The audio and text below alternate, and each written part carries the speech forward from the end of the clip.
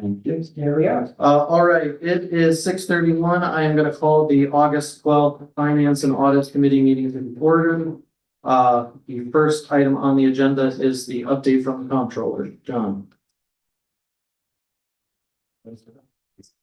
Hi, before you guys start, there's a Whitney Stevens that's waiting. Are you guys expecting her? Say that again, Bobby?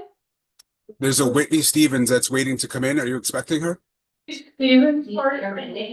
Whitney, Steven? Well, she's gonna be on for the time. Yes, please let her in, Bobby. And I'm going. Okay. Thank you. All right, John. You pass me that way, there's. Ben's running 5 minutes. Okay. So you have in front of you, kind of a typical, financial update. One thing I did a little different this month is I tried to highlight, I know I list everything here. I tried to highlight what I thought out were the items that, make the most budgetary impact, financial impact for the city. So when we're talking about variances, equipment rentals, a positive variance, service contracts are negative variance, both. In terms of total dollars, that variance may not be, overly significant to the budget of. So I try to highlight, some different areas, general contract expenses, we're all aware. I mean, we had a bike plant settlement, so we took a significant chunk out of fund balance to settle those. In terms of the expenses, our employee benefit costs are our main ones are running pretty high, hospital medical retirement system. Those numbers aren't known yet. I mean, it's the cost. We don't have our final bill for retirement system. Hospital medical is, it's a monthly bill. So, but that variance that I have there is 650 has been, I think, plus or minus that number for a few months now. So it seems like we're probably gonna take close to that. On the positive side, sales tax is doing quite well. We're currently 1.1 million over where we were this time last year. If you look at the sales tax report, our budget for this year is $266,000 less than what we actually received last year. So, we're currently on pace to exceed budget by at least $1 million. I would say it's sales tax, but that's, subject to change. And some other things on the second page I mentioned that we have one contract running tonight with the KPVA, but we have a number of unsettled contracts. There's some large dollar costs associated with them. So they're listed as, potential financial stressor. Ambulance fees on the top of the second page. We're at $756,000 budget versus $1.9 million revenue budget. At this point, it does not look like we're going to hit budget. We might get close. That variance continues to improve, but if I had to say now, would probably come up a little bit short on that. So something to be aware of. Questions for the comptroller? The overtime. What department does that primarily come from? It's primarily the public safety departments, police, fire. Keep in mind that a lot of overtimes, contractually mandated. Both contracts have minimum staffing clauses where we have police on point time for coverage and for safety, for their safety, right? So that's some of that is if you have people who are out, you have to have someone who's in the cover, and that's usually at overtime. So but yeah, if you want me to do a deeper dive, I can. They get you like by department. Perhaps we can talk about that later. Any other questions for the comptroller? Okay. The next. Thank you, John. Thank you very much. Our next items on the agenda are from Coordinator Noble. Thanks. All right, the first one is the Swims Beach Grant Authorization and Match.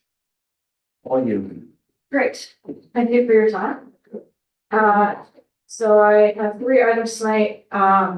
it is probably more logical to do the other beach directors. I don't know if it matters. Item number 3 or. Oh, number 2. It doesn't matter, it was just on any order of my folder, so. Okay, just still got, find the right committee. Okay, so it will be the second one there on the list. So, I'm speaking tonight about the two of the authorizations are the same project, but with different grants.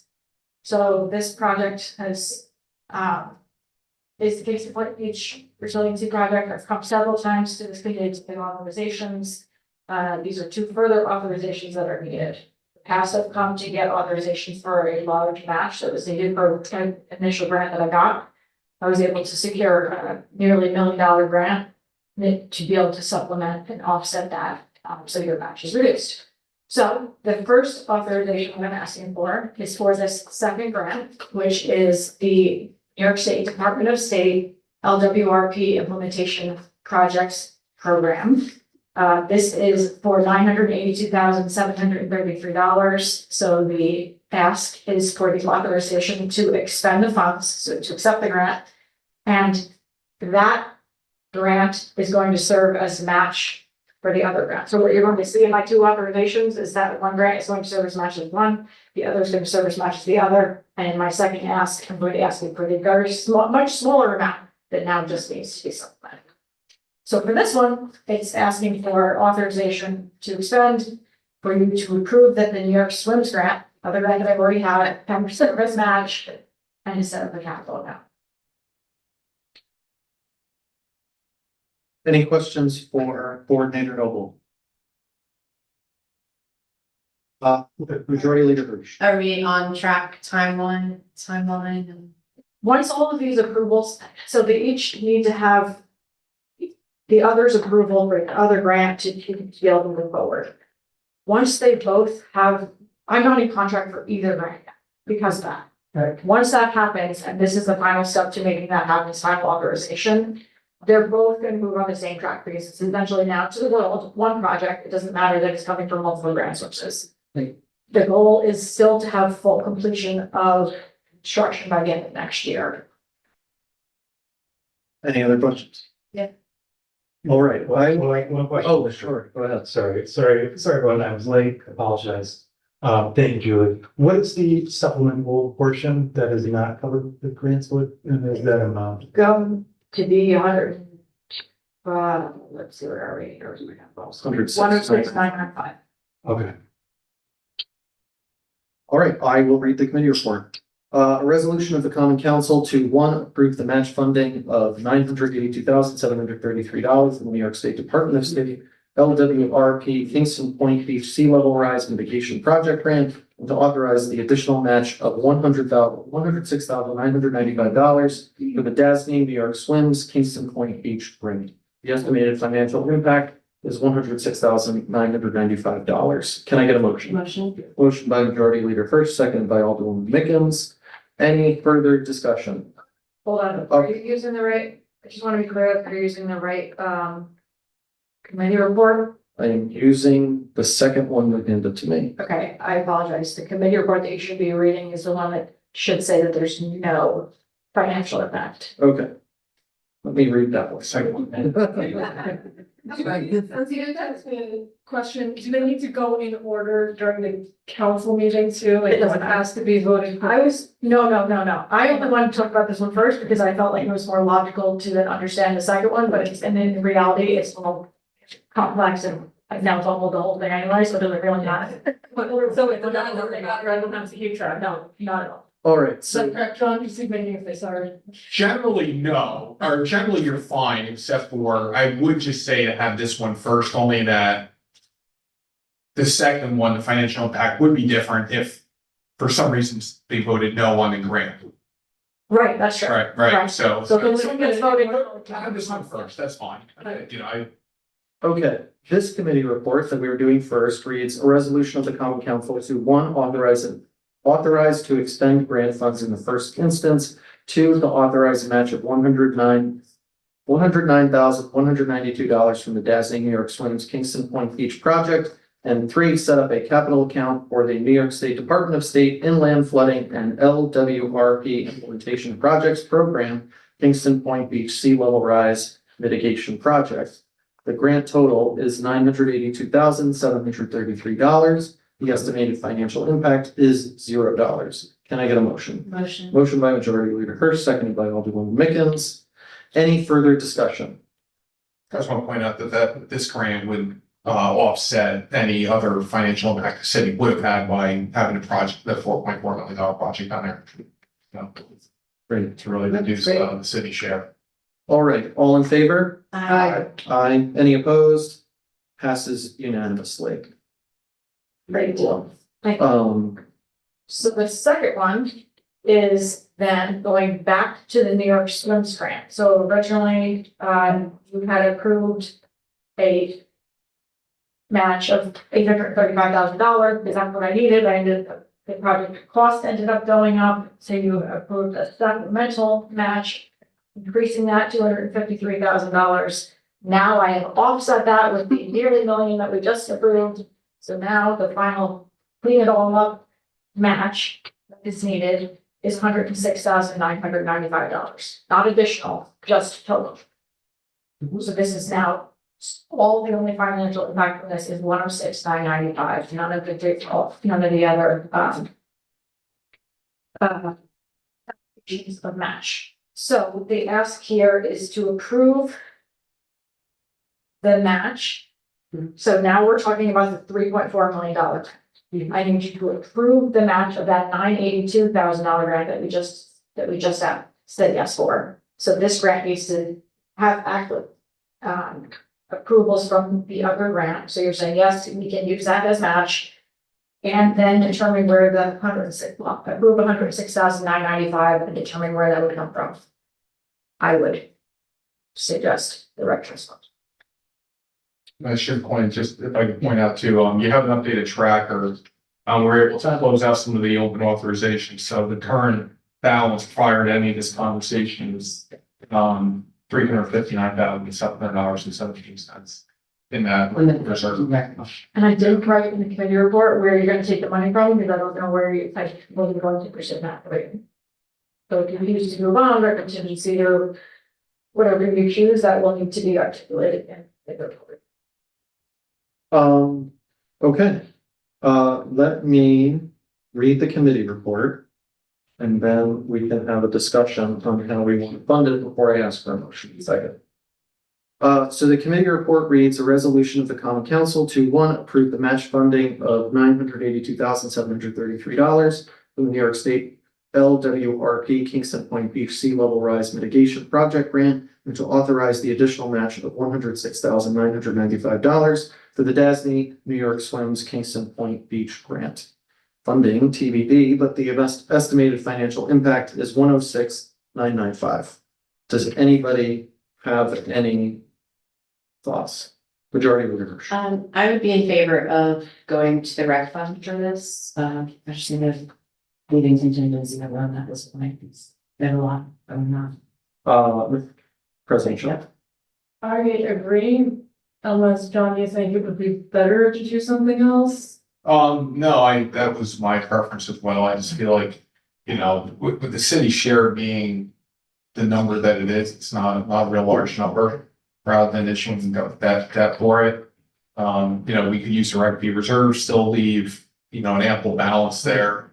That would be my recommendation. Once again, we wouldn't even draw from the rec reserve until the bills started coming in, and then we had to pay that share. So I mean, it could be a period of time before we're even drawing on it. But we would at least want that authorization to do it. So And we'll hold that amount. yeah, I'll keep that as an open authorization, so we don't, reapply it somewhere else. So that'll, after this month, you'll see that as an open authorization on this. I think this is a extremely good use of the rec fund. I think it is, in my opinion, one of the most important capital projects we're doing right now is to keep Kingston Point open to the next 50 years of sea level rise. So I totally am on board with the rec fund. Does it? Yes, I would just say, I'm also on board with the rec fund. We have sufficient funds there, and I just want to congratulate you on getting the other grant to reduce the amount of money that we actually need to take from them. So this is all good. So happy to support it. All right, that sounds like a majority of the committee at least. So, John, if you want to give me the numbers, or do I just write from rec fund 106,995? Can I see the paperwork?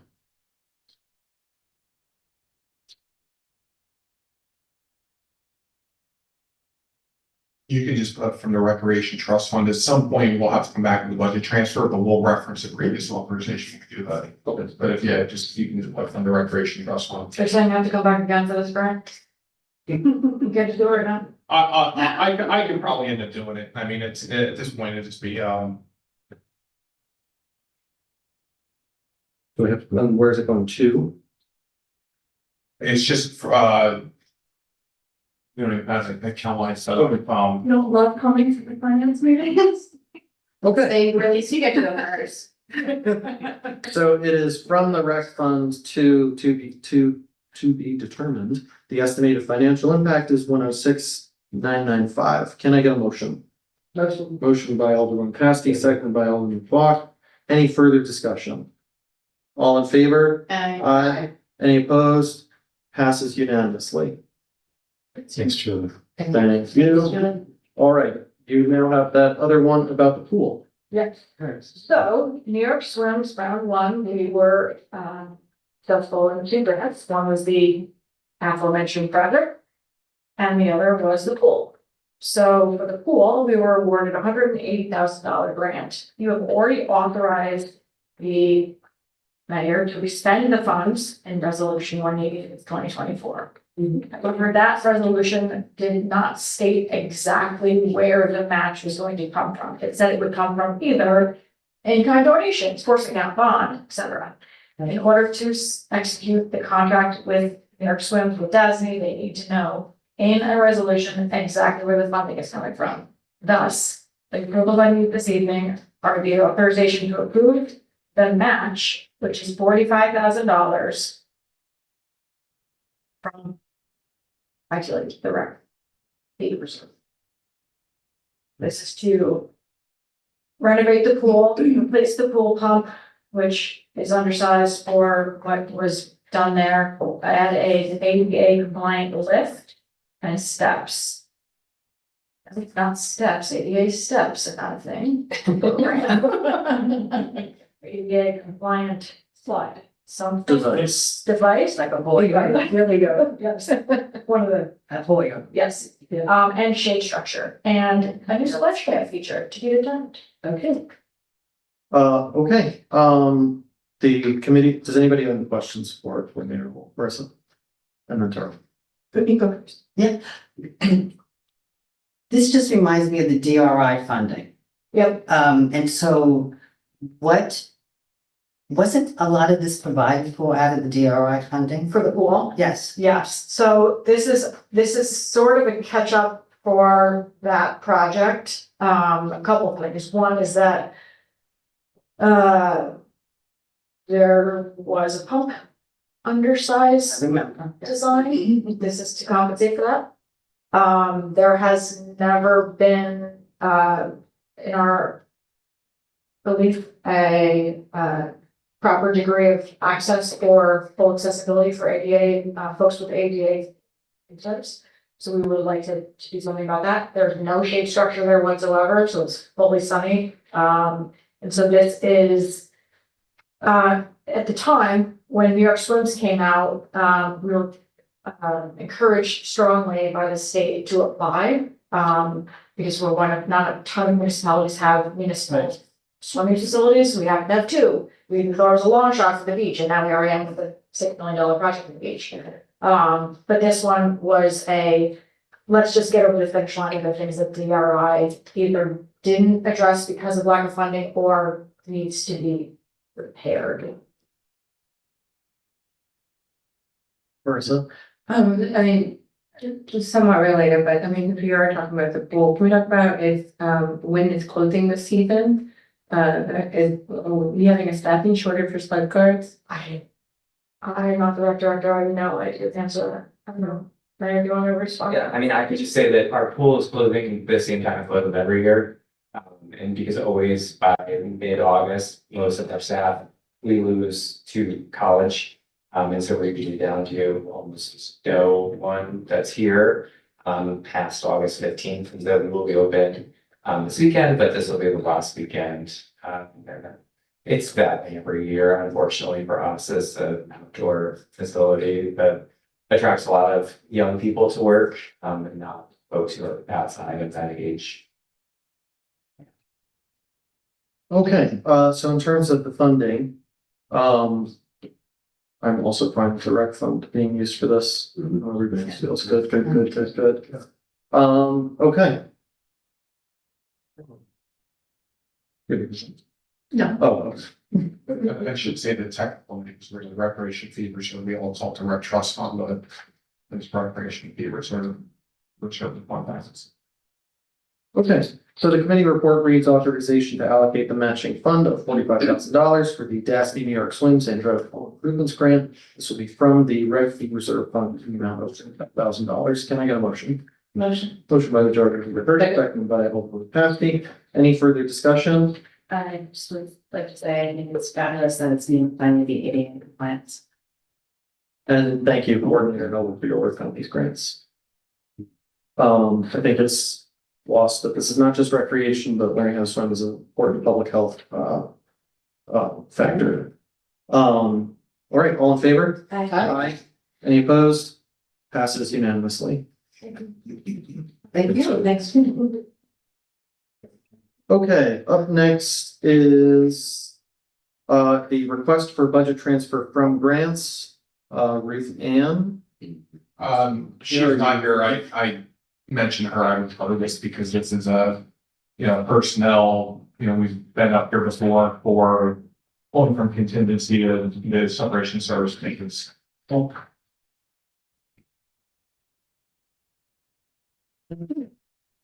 Does anybody have any questions for the comptroller? Sure. Do we, are we allowed to know who's separated from service? I think we would have to go into a executive session for that, right? Yeah, so. Okay, Is that a motion that you're making? no. Okay. Does anybody feel the need to make that motion? Okay, the committee report reads, this is a request for a budget transfer in the amount of $4,425.27 from contingency A 11990.5404 to personal services retirement. Should be personnel services. Personnel. Yeah, personnel. To personnel services retirement. A 1699011.5105 for a separation of service payment. The estimated financial impact is $4,425.27. Can I get a motion? Motion. Motion by Alderman Patsy, seconded by Second. Alderman Fogg. Any discussion, questions? All in favor? Aye. Aye. Any opposed? Passes unanimously. Thank you, John. The next item on our agenda is the memorandum of agreement between the city of Kingston and the Kingston Police Benevolent Association. Mayor Noble. Thank you all. This should be hopefully relatively straightforward. In your packets was a copy of the memorandum of understanding that the city has negotiated with members of the PBA.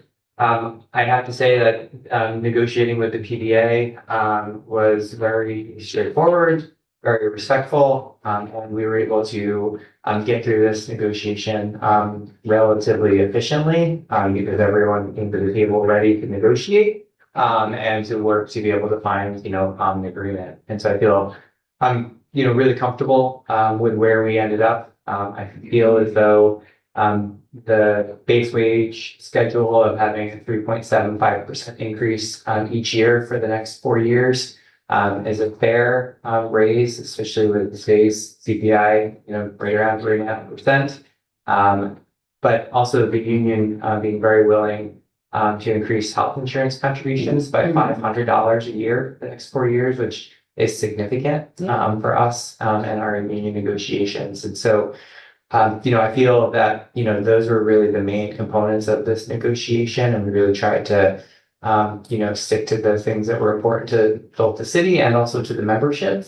And not get bogged down into, details that, can sometimes lead contract negotiations off the rails. And so, I really do want to thank the membership of the PBA, for working with us, and, providing us with, one of the biggest issues that we see is retention and recruitment. And we worked with the common council to be able to continue to, make sure that our police department was able to compete, with some of the agencies both around us and then also within the Hudson Valley that, pulled from our agency. And so I think that this contract also makes sure that we are continuing to be able to hire the best and the brightest. And we've done a good job at that, and we just want to be able to continue to do a good job at that. And I think that this contract lets us, at least while we may not be able to keep pace with some of those further south in Orange County and other places, I feel like we also provide other benefits and amenities that folks who work in those areas don't get,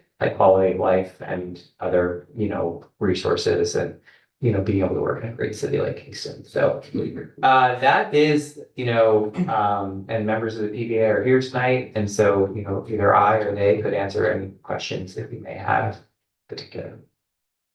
Questions for the mayor. We may also want to go into executive session to talk about collective bargaining agreement. It's also on the table. John, what percentage tax increase would this mean for 27? Let's see. I can tell you what, what we have we had the cost for the 27 budget. Keep in mind, so you're negotiating 26, 27, right? So you have 2 years. There was an output and contingency for 26, right? That the salary schedules weren't adjusted. So the salary schedules would have to be adjusted for the 26 and 27 raises. In terms of what we'd have to increase, we did put aside a contingency. It's approximately $711,000. It's been relatively standard, I would say, for most of the contracts that we've done over years, but.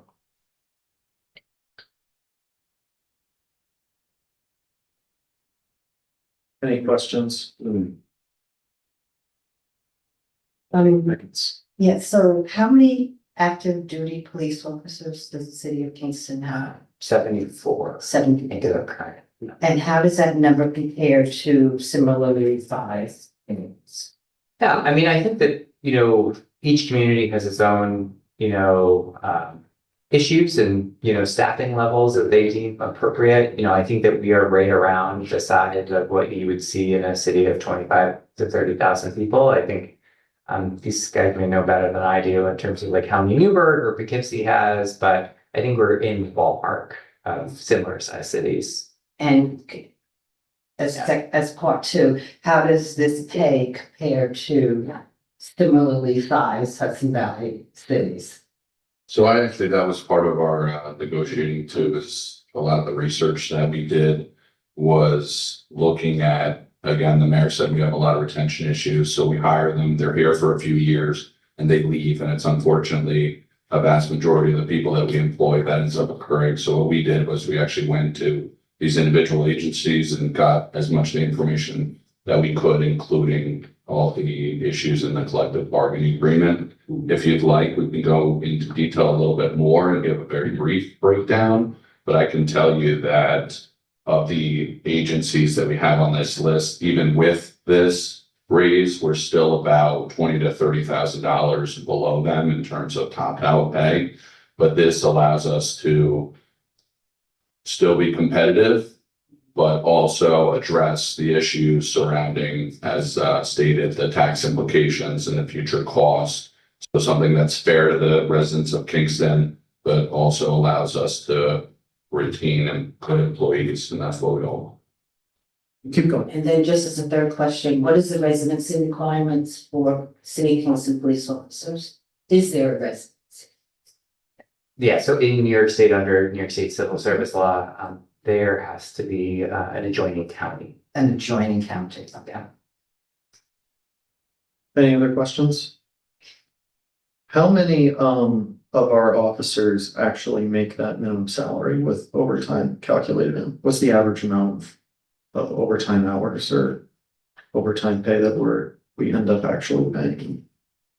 John could, we do overtime reports, for our employees. I mean, generally our newest employees are ones that receive, the less vacation time. And so they're usually the ones to opt for helping to take extra shifts on. And so, our newer employees generally end up working overtime. I would say the average is probably around $10,000 per employee for overtime, but some are higher than that for sure.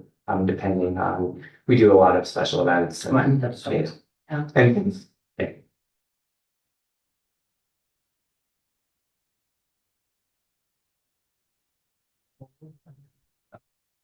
Yeah, so one of the things that I noticed, of course, was the health insurance costs. Of course, we have no control over that, but it was just very noticeable how high health insurance costs are going.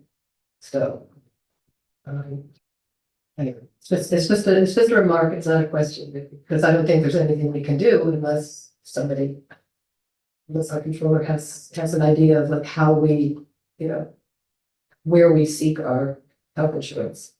I mean, some of that would probably have to be in executive session, but I mean, in general, the city is aware of the health insurance costs. The union's very aware. It was a very transparent, open discussion with the union.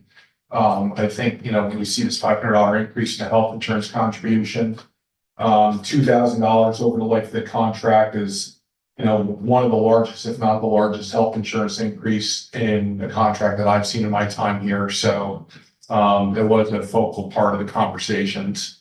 That awareness.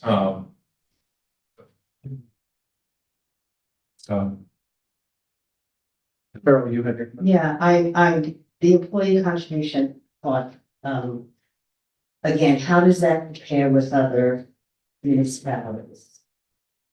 I understand it's $500 increase, It but really varies a lot. It varies. It's not a municipality, but what would be the high, what would be?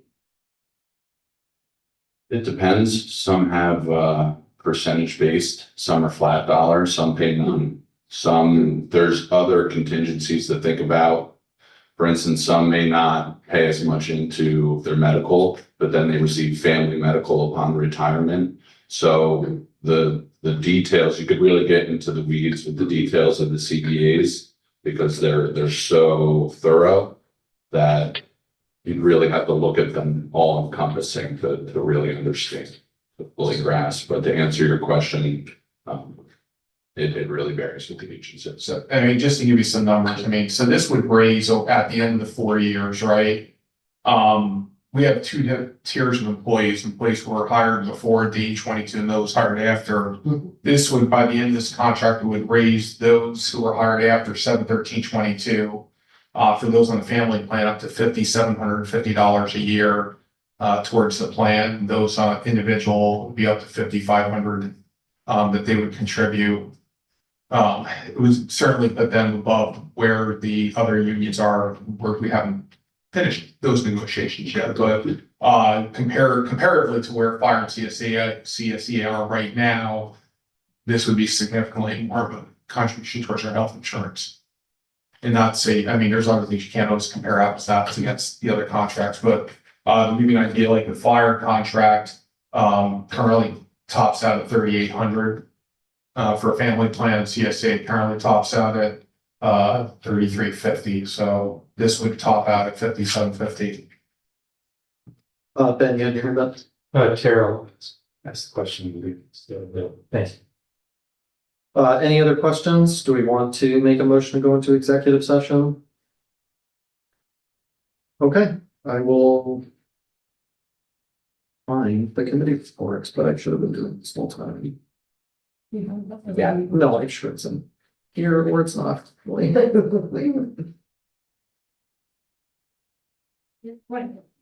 don't think yes. Sure, I can do it if you try. Maybe we can the phone council.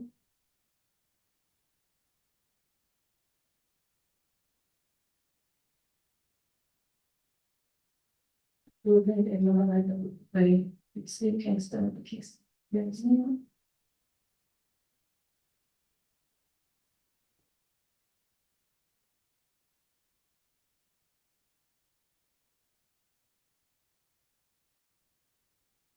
It's for January 1st, 2026. Yes. So from January 1st, 2026, through December 31, 2029.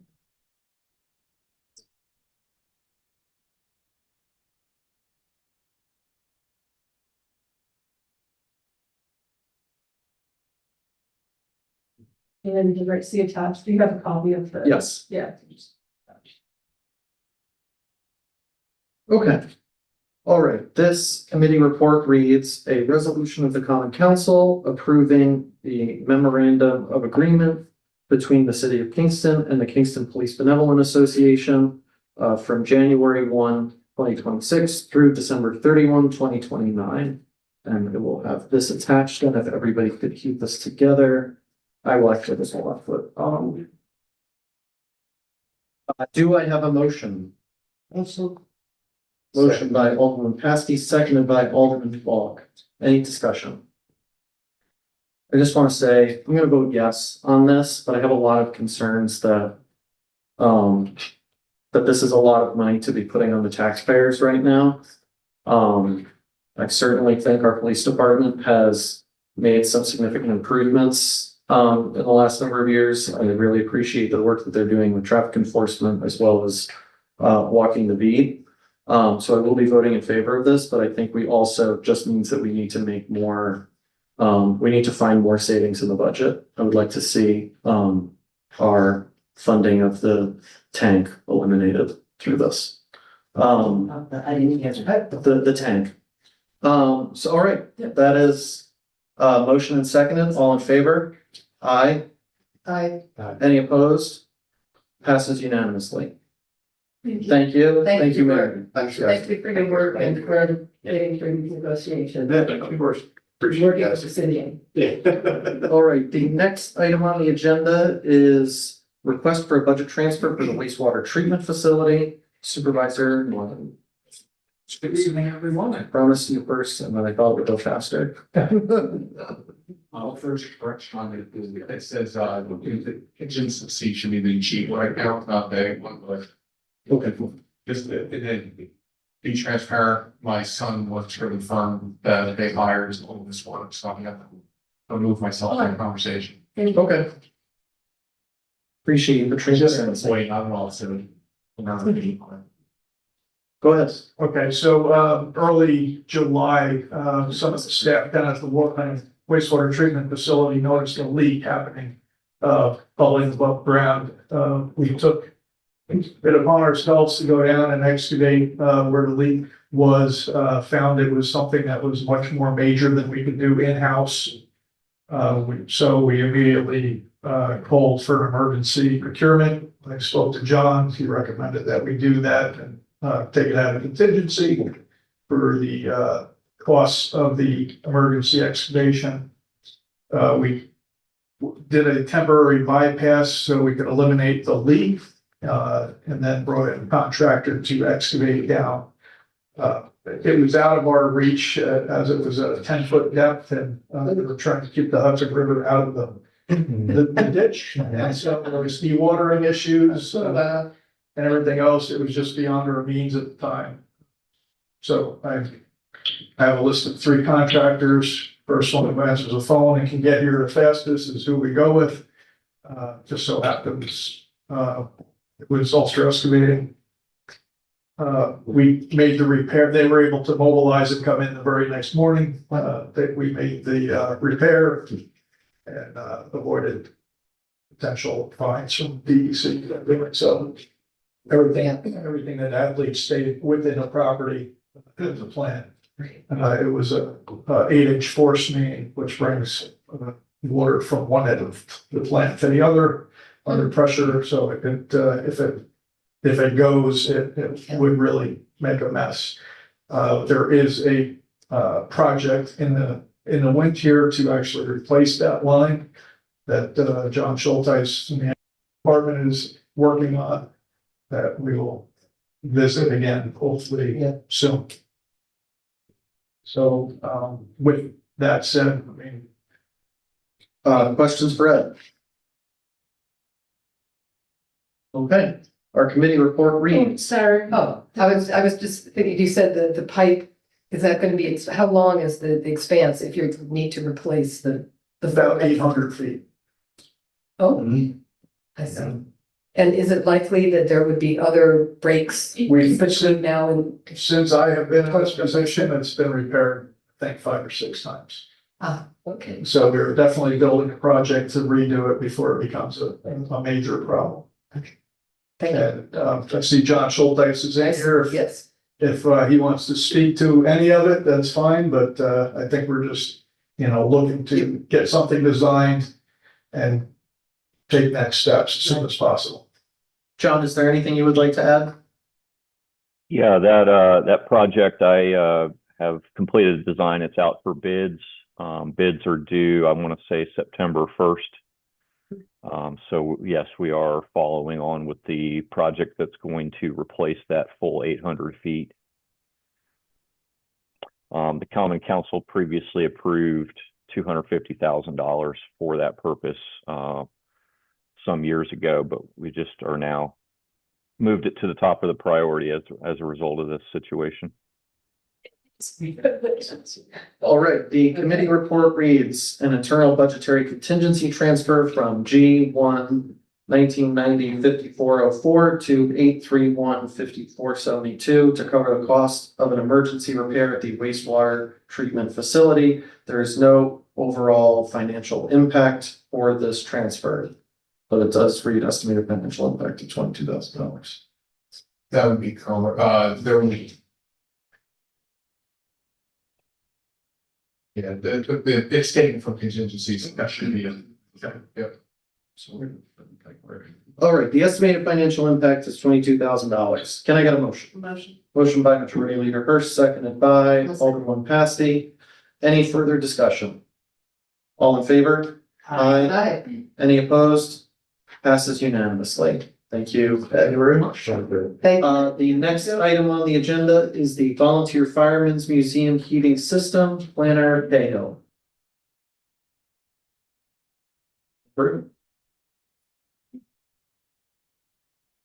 Okay, good evening and thank you to those who came up today and visited the Firemen's Museum to see the condition of the building and understand better the collection and the breadth of the collection, so you can appreciate what is there and open to the public and understand the urgency of this particular request.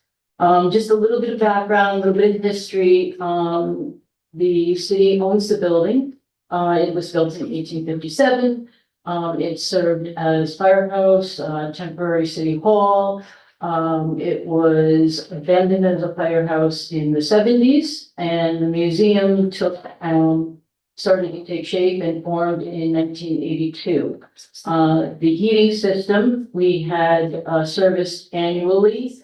And in 2025, in the fall of 25, when we were having the annual service on it, the contractor identified that bricks were falling in on the chimney. So we were having an issue with carbon monoxide buildup in the building. So we took that to be that the chimney bricks were blocking the ventilation. We did an emergency repair. We had the chimney relined and capped at the time. It's a 70-year-old burner. It was originally an oil burner. It was converted to gas. And obviously its efficiency is extremely poor. That being said, it's functionable, but it's dangerous. It is issue. We're still receiving some CO issues with it. So we are looking to immediately replace just the heating system, and that estimate was in the supplemental documentation which you received. We've been working on this a lot since the beginning of the year, when we recognized that the problem was still continuing with the carbon monoxide. We've been working with the building department We've been working with the board of fire museum and our engineering office as well. We looked at different options. We ended up ultimately getting a feasibility, HVAC feasibility study done by an engineering firm to effectively look at the different options that we had. And since then, we've decided that we're looking at a gas replacement. We're not gonna go with an air conditioning system at this point in time. The urgency is to get heat in the building for the heating system, or the heating season, which is coming up. So we have a very aggressive schedule. We have already started to look for design services. We have received one quote already. I have put out requests for two more. They're due tomorrow at noon. I believe one other has indicated that they're going to be submitting a quote. In the cost estimate and breakdown that I gave you, we estimated $20,000 for the design. Since that cost estimate went in, John and our team have had discussion with the mayor. He has agreed to reallocate some ARPA monies, so the design fees will come out of ARPA monies. In addition to that, we have submitted, with the assistance of the grants department, an application to the Summer Foundation for $60,000. The board of the Firemen's Museum has pledged to raise $10,000 that they're working on right now. I understand that bonding, John, you can maybe speak to this too, but bonding for this wouldn't take place until probably next August, if we authorize it. So in the meantime, we'll continue to search for other sources of monies to bring the cost of that bonding down and replenish the city's coffers. Grants are a little bit difficult in this instance because most grants are not retroactively applicable. So given the emergency and the time frame that we're speaking to, grants are going to be more tough. We have looked at some other foundations. We'll continue to search for other potential sources. We did make an application to the Community Preservation Fund, and we're rejected, but we think we will have the ability to possibly go back and reapply and maybe get some additional funds to the tune of maybe $50,000 or $60,000 from that. But we're here tonight really to ask for this to go forward. Like I said, we are in the midst of design. If we want to get something installed and in place, we need to act quickly.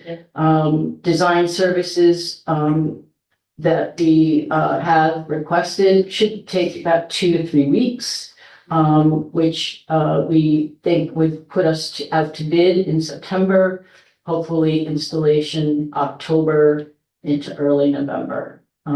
So it's a very aggressive schedule. We did build in some emergency temporary heating into the budget just in case. We're hoping that we aren't going to need those monies, but I did put it in as just a catch-all because when it gets cold, we will need to have something up there. So I don't know if anybody has any questions. We have Ethan here from my office. We have Mark, who is from the board, and John is online. Jeremy Hirsch. So my question actually was about the temporary heating situation and that you have the money allocated. So what exactly would that look like, the heating, temporary heating? The temporary heating, John, maybe you could speak to that. That's what it's, Brad in his office has researched that. It's temporary, basically just temporary heat. I think the cost. Well, I think, Police Sue, department. like you said, we hope not to need that system, but if we do, it would be a rental unit that would come in and would be powered either by gasoline or diesel and provide emergency heat just, on a short-term basis. Okay, thank you. Alderman Wiggins. So I should have asked this earlier. How often is the museum open? Is it year round? We are normally open, our full hours, we open for the regular season in April. Okay. But we do open in the winter on Saturdays generally, because we found that a Saturday in January, February, March, people are looking for something to do. Right. So we do have a bigger turnout on Saturdays in the winter, when it's a little, when it's colder out, kids are looking for something to do, people are out to help. But our normal hours are from April to the end of October, we're open Friday, Saturday, April and May, from 11 to 3 on Fridays, and 4 on Saturday, and then September to October, it's the same, and then, June, July, and August are from Wednesday through Saturday. So I'm just wondering why it wouldn't make more sense to have this be a dual unit so that it's air conditioning and heating. Well, we chose at this point to go with just the heating replacement because of the time factor. The design, when we had discussion after Fellons or engineering did the feasibility study, we did follow-up conversation with him, and the design of if we included the design of the air conditioning system at this point in time, it would take a lot longer. And we just felt that we couldn't afford that time at this point. We need to get the heat in place. Our goal, one thing we were discussing today when we were up there, is that we would be looking, next step would be a grant, which would accomplish a couple of different things. It would be a window restoration grant with interior storms. In that instance, the window units, which are the AC units, would be removed, and we would, at that point with that project, incorporate an AC system into the HVAC of the whole building. And we would also have to be looking at an electrical upgrade. In order for the AC to work, you have to upgrade the electric. So there's all of those things playing together. We didn't feel that we had to focus on the heat. So that's why we moved in this direction. And another thing to add is that adding in an air conditioning system into a facility with a highly intact historic interior will require a lot more consideration, and that's another component to the full-on design time. Thank you. Alderman Falk. Yeah, that was my sort of question and input about adding ductwork into a building that has never had that kind of ductwork before. Right. Sort of costs that are accrued as a result of that. Yeah. try to avoid that. And they're all tin ceilings, so obviously, when you also start putting, punctures into plaster walls, you have environmental considerations that will need to be addressed. We do know that there is lead paint there, and we do know that there will be some abatement that is necessary just to the heating system, but once you start making, more changes and disturbing more space, you will have to deal with that separately as well. Follow up, is there asbestos abatement that you'll have to do with the heating system? There is asbestos, we believe in the boiler, yes, the current boiler, so that will have to be removed, so that will have to be a part of it, yeah, and we have that kind of figured into our price. Okay. Any other questions for Planner Cahill and the rest of the crew? Yep. I don't, because so the request, I'm writing do you have the committee report? I started and then I wasn't sure how, because I think this is a capital project, John, so I know it wasn't a standard general budget Right, that's why I want modification. where So, it's 275, right? That's the. yes. Okay. It's 275. Well, Is that the if they idea? take the 20,000 out for the design, because the mayor has committed using ARPA money to be redirected, so Okay, the so 20,000 can be 55, removed. okay. 20,000 from the, Yes, from 270, so it's 255. correct, 255. right. Yeah, so essentially you're looking for 5 for improvements to the heating system and related improvements and repairs to the heating system at the Volunteer Fire Museum. What is it? Number Fair Street? 265, 265 Fair.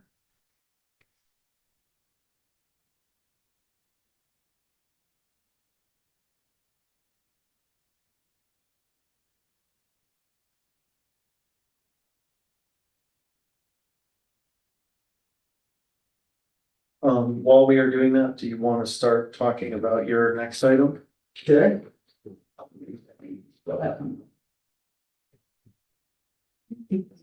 Okay. So this is, the city received a grant, from New York State, Department of State to update the city's local waterfront revitalization program. And in 2024, the grant was authorized. We made the application, we received $167,160. That is what I'm looking for. It's matched by all in-kind services by myself and Kyla in the office. So that's a $29,500 match. So that will be, that's our local match. So I am just looking to put into the budget, a consultant line to engage the consultant going through an RFP process. We decided to do the RFP first, and get the bids back, to make sure that we had enough money in the grant, and we do. So, we chose Labella, Associates. We received 8 proposals. So we had a committee that looked at that, and, so I'm just adding a consultant line and a revenue line, and you should have a report there, committee report. Any questions on that item for Planner Committee? Let's do that one first, actually. So this one is a request for fiscal year 2026 budget modifications under the planning account 88020 as follows: to carry out the activities under the New York State C-100 3099, updating the city of Kingston LWRP, including EXP line A1-8-8020-14-5411 consultants in the amount of $167,160. Also including REV line A1-8-8020-23-43089, New York State revenue reimbursement in the amount of $167,160. The estimated financial impact on this is $0. Can I get a motion? So there is, I just don't know if it matters, there's a proposed resolution that also mentions that the mayor is authorized to expend funds in the first instance. I don't know if that needs to get in the committee report, but it is in the drafted resolution that I submitted with the packet. It should be in the committee report. Okay. And authorize mayor to expend funds in first Thank you. instance. Can I get a motion? Motion. Second. Thank you. Any discussion on this? All in favor? Aye. Any opposed? Passes unanimously. All right, back to the firehouse. So this committee report reads resolution of the Common Council for a bond ordinance for improvements of the heating system at the Volunteer Firemen's Museum located at 265 Fair Street. The total is $255,000, which is also the estimated financial impact. Can I get a motion? Motion. Motion by Majority Leader Hirsch, seconded by Second. Alderman Fogg. Any discussion? President Shaw. Rose and I had a conversation, and I kind of wanted to follow up, and you mentioned the Community Preservation Fund. Is that, so you're gonna go back and apply again for that? Now, what happens if they say no? Is there an advisory fund, or can we, the Common Council, still somehow authorize that? Did I miss the email with that response? I can speak to that. Okay. So their advisory committee. So if the project, the project could be authorized under our code, under our plan, under the statute, and they still say no, it's a recommendation. And the advisory board recommendation is not binding on the Common Council. So the Common Council could override the advisory board and permit. Okay. Thank you. So they'll come back to us to let us know after you reapply, is that the plan? Yeah, Okay. yeah, I mean. And either way, that way we decide that we Yes, want. we're still looking at other foundation funding and other sources that might also assist with supplementing, to bring the cost down. I mean, we're committed to do that. Okay, I would remind everybody that 255 is the maximum bond amount. As we've discussed, that's certainly planning on being reduced. I think this is in the second ward. I think this is sort of the yin and yang of the lighthouse. To me, the Volunteer Firemen's Museum is kind of everything that the lighthouse is not. It's a freely accessible, public institution that is open all the time, and I see kids use every single day, and it gets people interested in volunteer firefighting and preserves the history of the city of Kingston. As was pointed out earlier today, it was the village hall that was first created, so it's an important part of Kingston's history that I think is well worth preserving. With that said, all in favor? Aye. Any opposed? Passes unanimously. Thank you very much. Earlier. Thank you. Thank you. Because my firehouse keeps you busy. All right, the next item on our agenda is 200 Tremper Avenue project and pilot. Hi, everyone. So over the past year or so, I've been in touch with Sisters of Charity Housing Development Corporation on a somewhat unique project that they're working on at 200 Tremper. I see this as a affordable housing preservation project. Their rehab of 200 Tremper was recently awarded, recently received an award from New York State for the rehab. However, to make the project financials work, they are requesting a pilot from the city of Kingston through the term of their regulatory agreement with New York State. So I'm going to pass it over to Diomara and Tori on Zoom to share a little bit more about the project and some of them.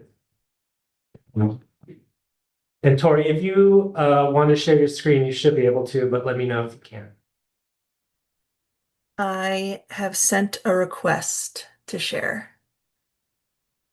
Kwame should via give you- Zoom. grant that request. There you go. It says sharing declined. Oh, no, I'm able to. Okay, great.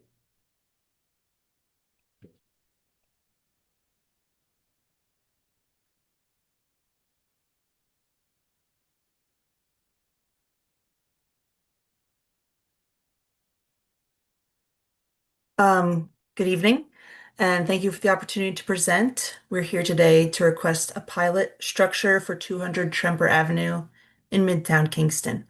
This is an existing occupied 5-unit property, and the project will protect the 5 households living in the naturally occurring affordable units and create 1 additional affordable apartment, bringing the property to 6 long-term, newly income restricted units.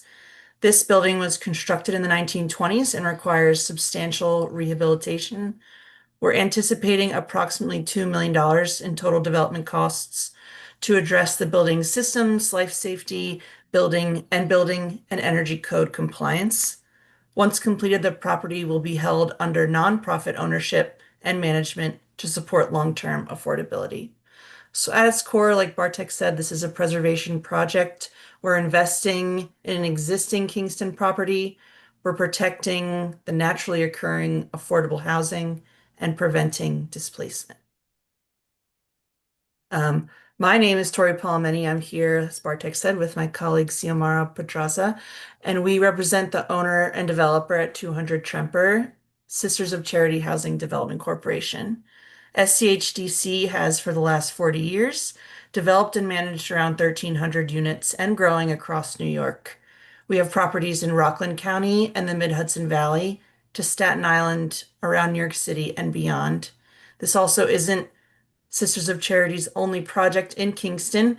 We're also working with the city on a brownfield site at 25 Field Court, and we are dedicated to growing the options for affordable housing in Kingston. We are very lucky to be partnered with some great design and construction partners, including Jim Fish from Loge Architecture and Building Science. He's an award-winning architect focused on projects which are good neighbors. We're also happy to have Meta Construction on the team. It's another local general contractor specializing in delivering high-quality services and expert craftsmanship. Meta has also worked on the City of Kingston's land bank project, and they're a great partner. So why does Tremper need the pilot? The need really comes down to the operating economics of the property. Not only will the rents be officially restricted to levels affordable to low-income households at 60 to 90% AMI or area median income, but current tenants will maintain their housing costs, which are significantly below those AMI restricted rents. So there are real limits on how much rental revenue the property can generate. And at the same time, this is only a 6-unit building. We don't have the economies of scale that a larger affordable housing development would have. Costs like insurance, maintenance, utilities, management, and reserves represent a much larger share of the revenue on a property this small, which means even relatively modest increases in operating expenses can have a significant effect on the property's financial performance. Real estate taxes are particularly important because they're an ongoing fixed expense, and the pilot gives us a predictable tax obligation that the property can still support while maintaining the reserves and operating capacity necessary for long-term preservation. We wanted to take a moment to show the committee how we arrived at the pilot request. We did look carefully at the property's existing tax liability and evaluated what the project would look like under a 581A assessment. We wanted to see whether there was a way to make the project work without asking the city for a pilot. However, under the current assessment, we're looking at approximately $13,000 a year in property taxes. At the size and affordability level of this project, that has a significant impact on the project's operating budget and debt capacity.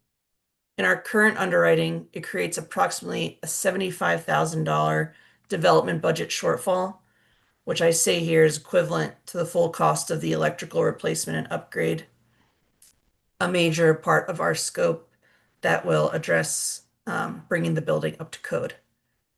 And then when we looked at the 581A assessment as an alternative, that reduced the annual tax burden somewhat to approximately $11,000, but again, still leaves about a $46,000 gap in the development budget. So we did not simply assume that a pilot was necessary or would be granted and build the project around it. We did test alternatives, and the conclusion from our analysis is that neither the current assessment nor the 581A gets the project to a feasible place.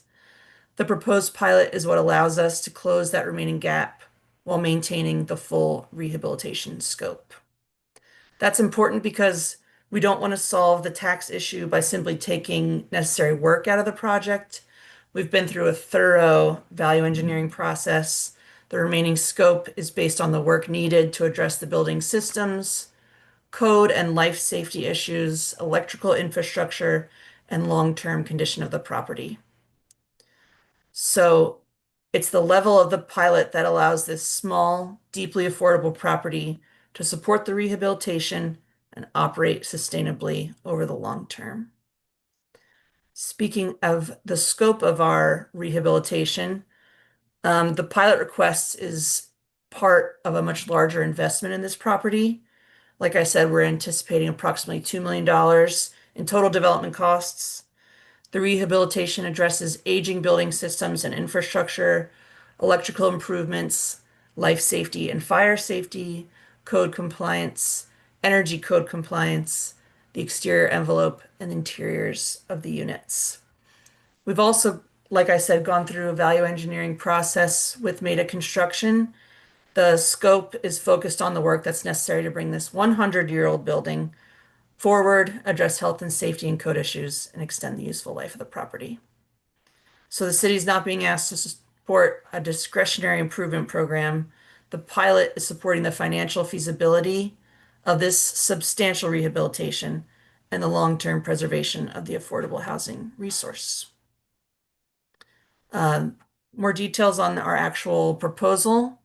The requested pilot is $1,000 per unit annually. With 6 units, that produces an initial pilot payment of $6,000 in year 1, and we plan for a 3% annual escalation. We're proposing this structure because the property needs predictable tax obligation that's compatible with its restricted rental income.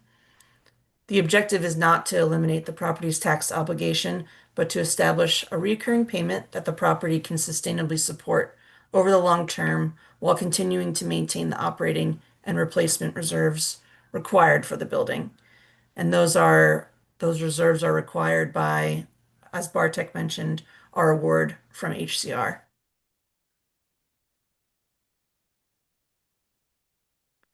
And the benefits to Kingston. For the city, 5 Kingston households will be protected from displacement and their housing quality will be improved. 1 additional affordable unit will be constructed for a total of 6 newly income restricted units. The project has been awarded Small Rental Development Initiative funds, SRDI funds, from HCR as a main development source for the preservation of the property. The city is preserving affordable housing, not simply subsidizing a new development. In summary, we are respectfully requesting approval of a pilot beginning at $6,000 a year in year 1, based on $1,000 per unit with a 3% annual escalation. The structure supports the rehabilitation of an existing occupied property, protects 5 Kingston households from displacement, creates 1 additional affordable home, and allows for the creation of 6 rent-restricted units. We believe this is a modest and sustainable tax structure that allows 200 Tremper to remain financially viable as an affordable housing resource while making a significant investment in the existing building. We respectfully ask for your support. Thank you, and we welcome any questions. First up is Alderman Fogg. Thank you, Tori. Appreciate the rundown and appreciate what you're doing here. My chief question is, how did it come to be that it's a $2 million renovation? I think that's a very large number. So I'm curious as to why that is the amount that you're That's a great anticipating. question. Yes, it is a large number. The property did, under its previous ownership, there was a lot of deferred maintenance. So there is a lot of work to be done to not only improve the property, but truly bring it up to code. Our hard costs are over $800,000, our construction costs. Our soft costs are $330,000. And we are also including the acquisition of the property, which was $475,000. I can go into more details of our budget, but let me know if that doesn't answer your question. I'm gonna let everybody exhaust their questions. So Ben, do you have any further questions now? All right, Sarah. Oh, mine was, how long does the pilot extend at that escalation rate? Is it in perpetuity? Is it has, I'm just curious as to how it No, thank you.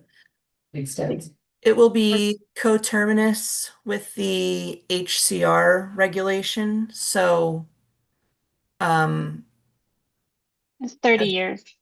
30 years, thanks. Michelle. Thank you, Tori. I love that you will keep the current tenants, even though they are below the AMIs that you're aiming for.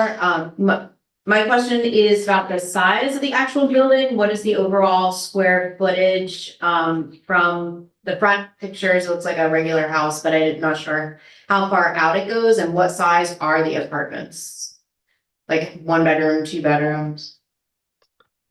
Yeah, that's a great question. I can give you that. Tell you that total- I have a record is 3,100 square feet 3,100? currently. 31. 31,100, just under 3,100 square feet. Building's pretty deep. That's what I was wondering. Yeah, like on Google Maps. Yeah, it goes pretty far back. Yeah, like you can see like the side angle of that Oh, building, yeah. so that's it runs narrow, but Okay, it's pretty deep. Michelle, do you have another question? just the size of the apartments, like what? The average size for a 1-bedroom is 345 square feet. And for a studio, is 308 square feet. 2 bedrooms are about 600. And what's the breakdown of how many of each in the building? Sure. This is after the 6 unit is complete. There will be 1 studio, 3 1 bedrooms, and 2 2 bedrooms. I'm sorry, are these single room occupancies? No, Is it your kitchen? no, there's no shared kitchen or bathrooms. They're all self-contained units. You're fitting all of that in a apartment smaller than this room? There are 5 units currently in the property, and we're constructing a 6th. So the 6th would be an I- extension. Correct, an addition on the back. That's gonna be the 6th apartment you're doing, or are the current apartments also going to be expanded upon? With They're this addition, is that just the 6th apartment as the addition? correct. And I'll on everybody else in a second. I do have one more question. Where will the tenants go while this is being rehabilitated? Yeah, it's a great question. We do have a relocation plan. We've engaged with a relocation professional consultant who is more local to Kingston and is personally contacting all the tenants, will be their contact. But the relocation plan is to keep our tenants as close to the property as possible, as little disruption to their lives as possible. There will not be any extra costs incurred on their behalf. So there was a little bit of a future tense there. Have they been contacted already, or when they Yes, watched over yes. developers? They have been So they have been contacted. are aware of what's happening. Absolutely. Andrea, then Terrell, then Marissa. No, I asked the question, Chief. Oh, okay. Terrell, Marissa. Oh, But thank you. so I have a few questions, thank you. So at $2 million, 6 units, that's $333,333 per unit.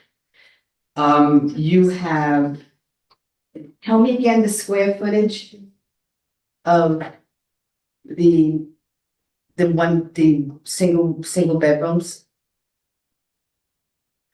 I have the 1 bedrooms, Yes. 345 square feet. Okay. Is there not a size requirement, like a minimum size requirement from the funding agency?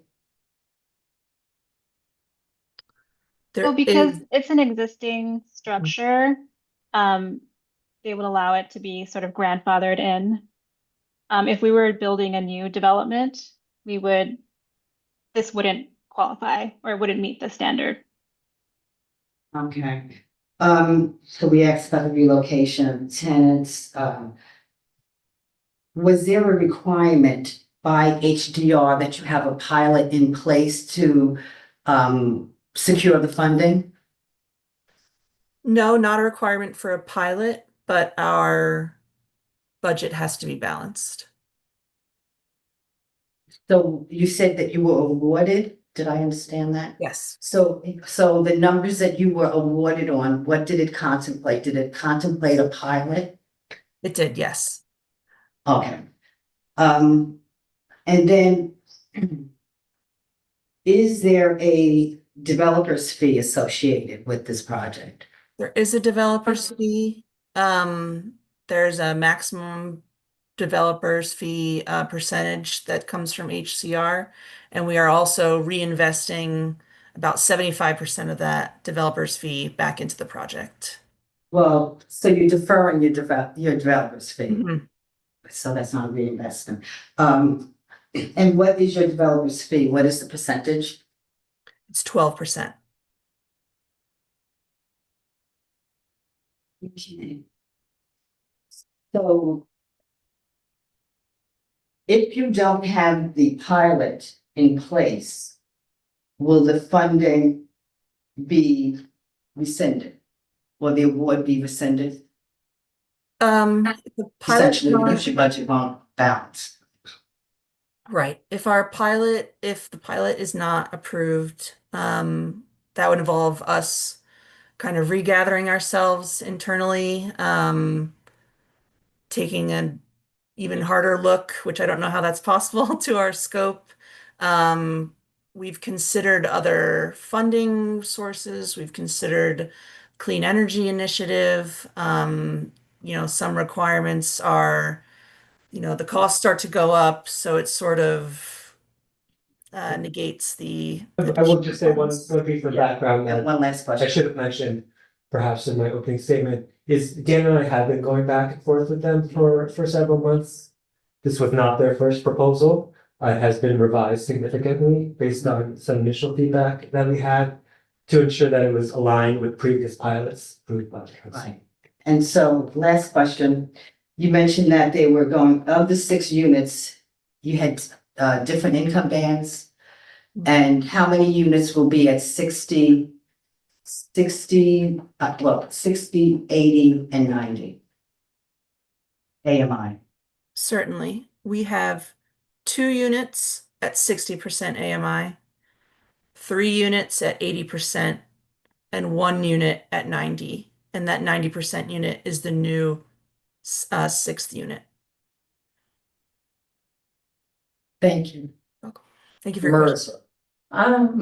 Thank you for your presentation. I'm curious, this is the model you've done in other cities. You said this was your first project of this scale in Kingston.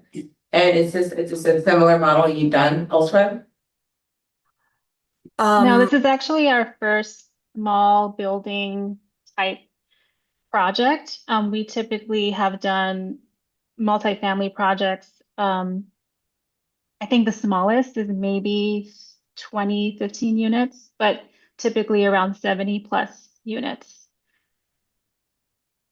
So what's the motivating factor here to try this, to try something so new for you? We're aware of the need. I think we have done a lot of work in the city and in Rockland County, are sort of moving our way up the Mid-Hudson Valley, and there's a lot of these sort of pre-existing small multifamily properties. We came across this one in Kingston, saw the condition it was in. It was on the market, and clearly going to be, bought by the tenants had no leases. It was going to be bought, and then probably rents were going to increase and folks were going to be displaced. So we felt, as part of our mission, it was, really important to step in if we could, and try to keep it affordable and keep families and households in their homes. Are you familiar with that minor construction work currently being done on Henratty Street with the Kingston City Land Bank? I am familiar that they are working on that project. I understand they're sort of wrapping up. Yeah, so there's been challenges with that project in terms of communication between the contractor, MIDA, and the neighbors. So I would encourage, if this project proceeds, to make sure you have ample communication with the neighbors. Thank you. Really appreciate that. All Majority Leader Hirsch. Yes, do you know if the water line has lead, and if that did have lead, would that be replaced as part of the project? We are required to do lead testing on the water in the property. I'm not sure about water line or how that's defined. You can check with the water department to see if that's registered as a lead. We are, as Tori mentioned, required to do testing through HCR or from HCR's guidelines. And typically the environmental consultant will give us a report and give us sort of the next steps into whether that means more further investigation into the water line or replacing fixtures, that sort of thing. Thank you. Thank you. So I'm gonna call on you next, Terrell, if that's okay. So these are one bedrooms or studios, right? There's there a is few one 2 2-bedroom. bedrooms. Okay. And so if somebody has, I would assume you're renting this mostly to individuals, not to families, or at most 3 people, I would assume is the largest you could fit in there. Yeah, it's a mix of families and So individuals. that person in the studio Mm. can make up to $104,000 and live in that studio. How much are you planning on charging rent? So for any occupied units, we're not increasing their rent, and their current rents are between 1,100 and around 1,400, I believe, currently. So for current tenants that are occupying the units, even though we're restricting the incomes of these units for future tenancy, we're not raising their rent. Because the whole goal is to not displace people and to keep them in their homes. I hope that. But this is a 30-year pilot and a 30-year regulatory agreement, so that at some point in those 30 years, new folks may move in. Yes, that is And correct. as of right now, if that happens today, you can be renting to somebody making up to $104,000. That's an individual's 90% of area median income. Is that correct? If that's 90%, then yes. And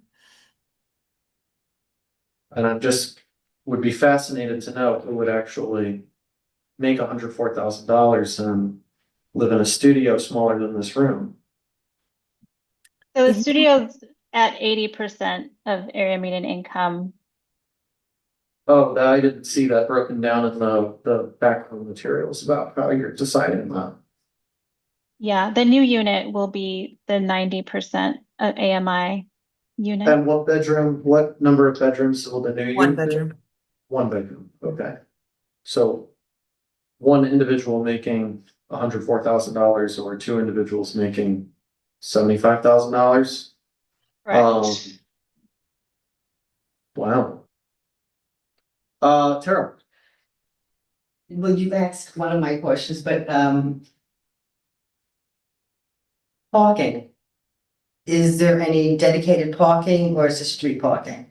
It's street parking. Andrew? Question I would like to ask you is really client session. So I and invite city staff to join us. Sure. If you wish. Everybody okay with that? Mm-hmm. All right, we are gonna go into attorney-client session. City staff can remain. I saw you got up, Dan.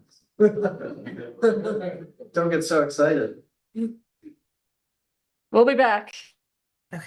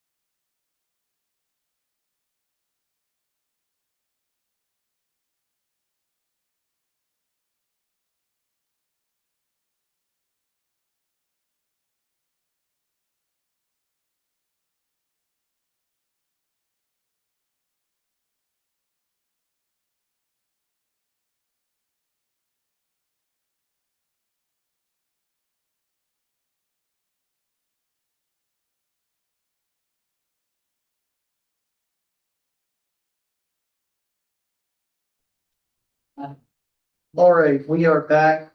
We took no votes and made no motions. We have decided, to take no action on this evening. City staff will be in touch with the pilot applicants about next steps. The next item on the agenda is number 12, sale of surplus property from auction, Bartek. Yes, so 55 Westchester and 305 Lucas were two properties that we acquired via abandonment proceedings. I did hold an auction for these properties in July. Tonight, I'm seeking approval to transfer both properties to the top bidders. So these are two separate committee reports. Okay, does anybody have questions for, let's start with, guess we could talk about together, it's really the difference.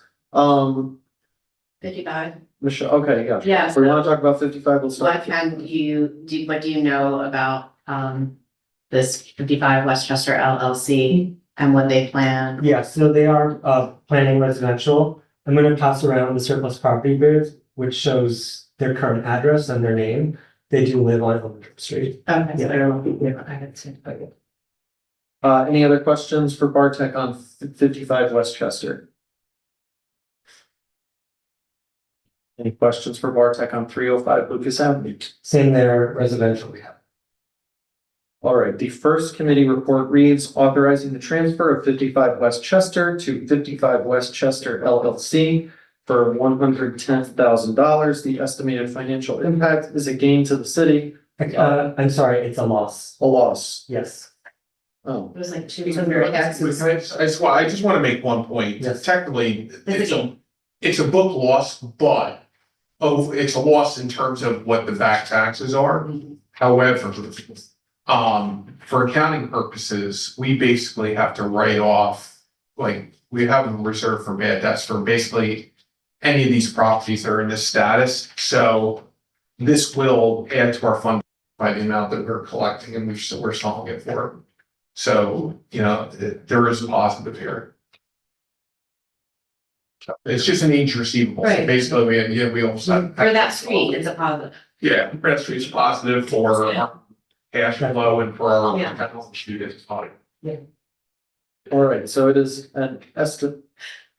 Do I say the financial impact then? Is that what it is? It's a loss. Technically, it's a loss because we're selling it for less than what the back taxes were.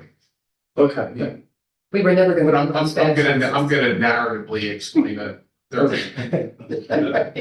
Okay, so can I get a motion? Motion. Motion by Majority Leader Hirsch, seconded by Alderman Pasty. Any discussion? Again, this is 55 Westchester. This is located in Ward 9. This has been abandoned for a very long time. It's been a blight on the street. So I know that the neighborhood and the community there will be very happy to see this improved upon and have people living back in it. So thank you. The yellow, yeah. Okay. Yeah, I just want to echo what you said with regard to 305 Lucas, because the neighbors there, that's been for decades. No, we're voting, right? We're on 55. Yeah. Oh, you're on 55. Okay, I'll see you next. I was expecting. All right, all in favor? Aye. Any opposed? Passes unanimously. The next one reads authorizing the transfer of 305 Lucas to, should I say? You can say that. Brittany Bracco for $84,000. As John pointed out, it is a paper loss to the city. Can I get a motion? Motion by Alderman Pasty, seconded by Alderwoman Mickens. Any discussion? Now I can. You're on. Now I'm on. No, the neighbors, in fact, some of the neighbors actually showed up at the auction because they've been waiting for this with bated breath for this property to be transferred to someone who will fix it up. So everybody is very excited. I'm really happy that the state created this opportunity for us to take over some of these properties that are long abandoned so that they can be restored to housing and, and make the neighborhoods better and have someone live with them instead of just be, attracting rats and, other wildlife and watching the house deteriorate. So this is a win-win, I think. All right, all in favor? Aye. Any opposed? Passes unanimously. Thank you, Bartek. Did we skip over 11? Yeah, we did. Did we? Let's just go ahead. Oh, I'm sorry. The next item before you- is going, I just want to let you know there's another Whitney 27th LD chair that's waiting. Do you know who that is? Yeah, so Whitney is now going by phone because she had to leave her house. So that's still Okay. her thing. Okay. I don't have a committee report for that. All right, I apologize. Item number 11, which is expense on tax foreclosed properties. Bartek. Yes, so as many of you know, I did initiate with other city departments four batches of tax foreclosure proceedings throughout the city. We now have judgments in all four batches. So in total, we started out, there were about 100 properties spread out across those four batches. 47 properties did not redeem. And so we now have foreclosure judgments against those 47 properties. So with tonight's resolution, I'm asking for a contingency draw of $10,000. That would go towards the maintenance on tax foreclosed properties budget line item. Essentially, this is me working with DPW and especially the carpenter on securing these properties. Not all of the 47 are actually have structures on them. Many of them are vacant lots as well. But this is just for the ones with properties in rent. Alderwoman Hirsch. Yes, so if, say, winter comes and we still have these We will 47, still have them. who's gonna be shoveling the snow, the sidewalks? Yeah, so that typically does fall on DPW. Uh-huh.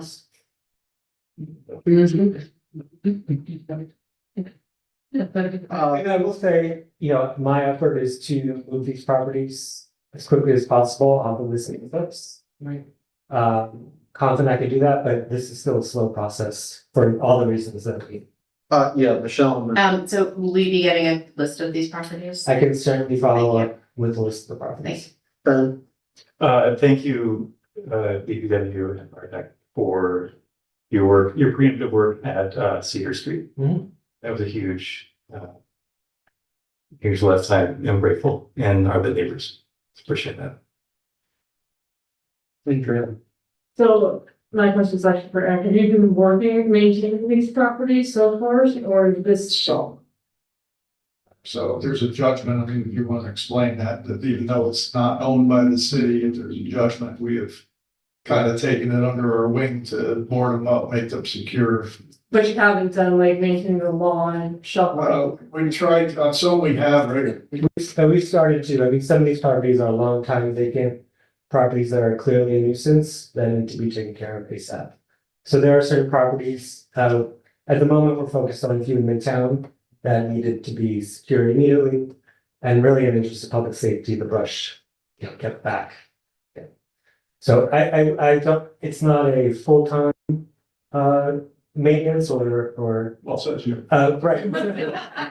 But I mean, it's not like these are owned by the city of Kingston. These should be in circulation by DPW. It's kind of, as really needed. And in some cases, DPW has already been maintained. No, I just, because we know that there DPW's short staffs, and so we are always thinking about that. Being as this, we all work down, I think Bartek should be helping a shovel snow this. I was cutting some bushes today. Hands on. Yeah. Any other questions for Bartek? John is committed printing the local report for us. So we're doing our committee then? Yes, this is $10,000 contingency. Do you need a blank one? No, John had it, Just for some reason, it wasn't in the packet. I was gonna print it. I had like ones. I have the resolution here. Coffee. It's actually great to see these properties sort of coming back around so they can be utilized.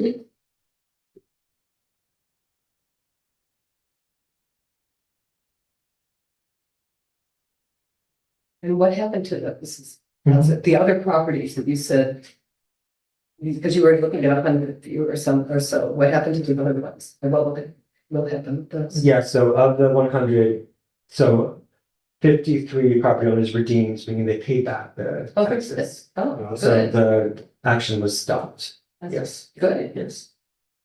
Yeah. So most redeemed. And that was from the list that you shared with us the year ago. It's probably, yes. But I'll Yeah, I guess share it was this probably like before December, next it's right before the Yeah. New Year. Yeah, very budget.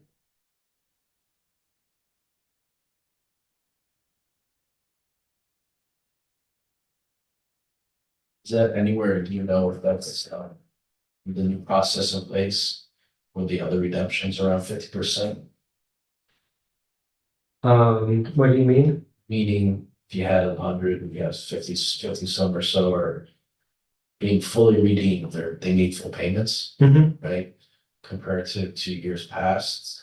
So I'm not sure because it's been so long since the city has done. Undertaken this process, Yeah. right? I think it's been since 2018. Yeah. So.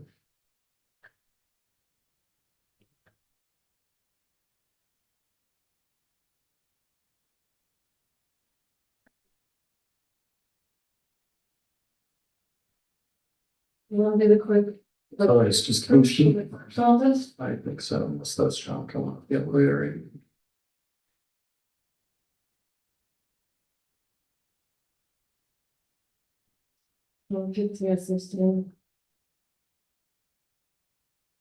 Yes, I don't have many results for those in there. Okay, while we are waiting, we'll kind of jump to items number 15 and 16. These are budget transfers from the clerk's office. Kwame, do you have anything that you want to talk about on these? One is the transfer of funds within Yeah, the budget. I'm not sure which is which. John was going to speak to him. One of them, we don't need to speak about because it's actually combined into the second one. One is adding money from contingency into to the claims and judgment fund, and the other one's for the multi-apparel to balance it. Yeah, so, number 16 on new business, I believe can be struck. We really just need to consider number 15, which is the larger budgetary transfer.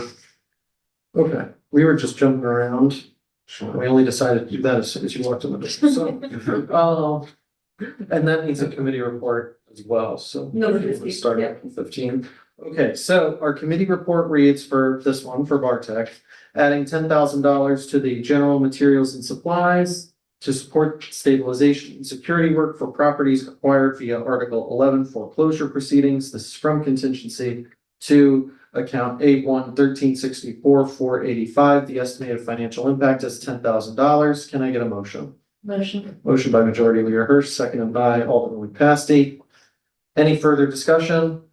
Any questions? All in favor? Aye. Any opposed?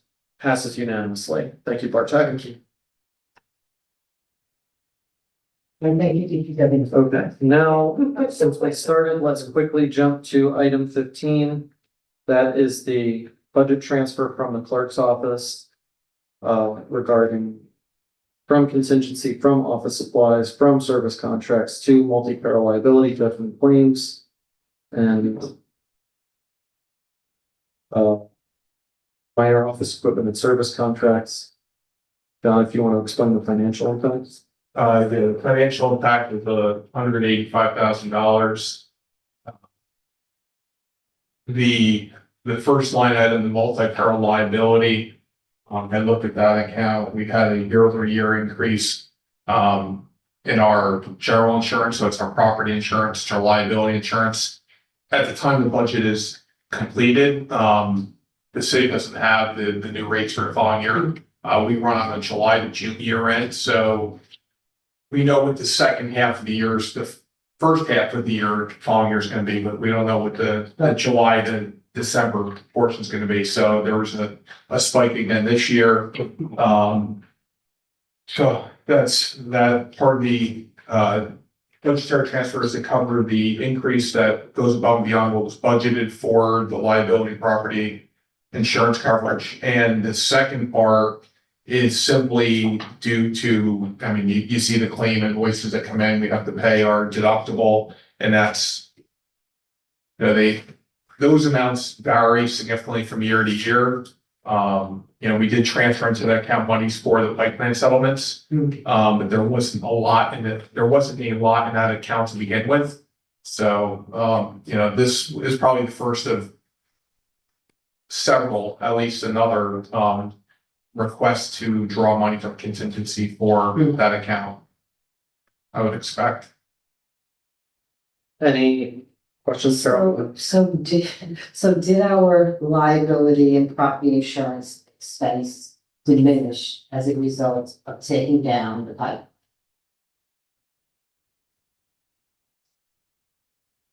That we're not currently, but we're still in July to. Well, now, here, let me pull this up.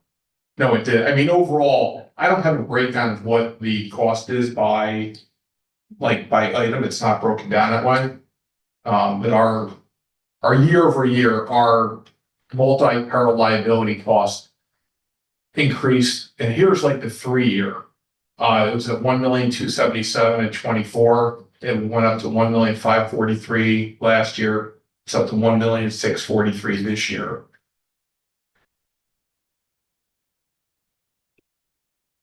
I need to rate all 5 of these, right?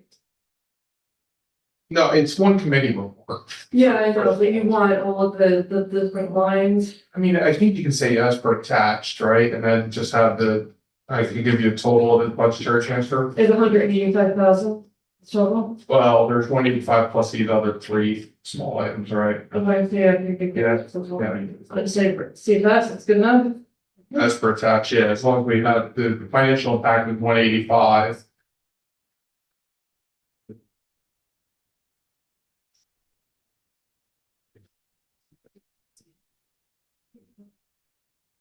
The total transfer. It is 187,959,78. Oh, sorry, 187, 959,78.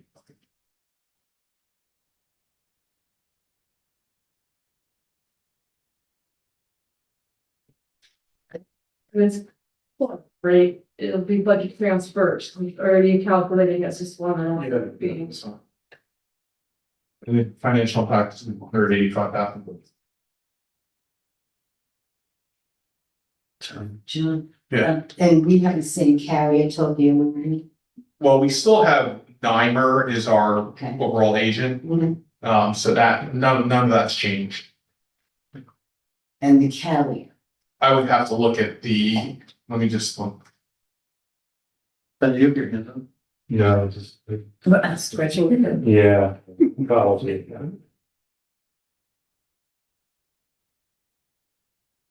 All right, this committee's report reads resolution of the common council to budget transfer into city clerk's budget as per attached.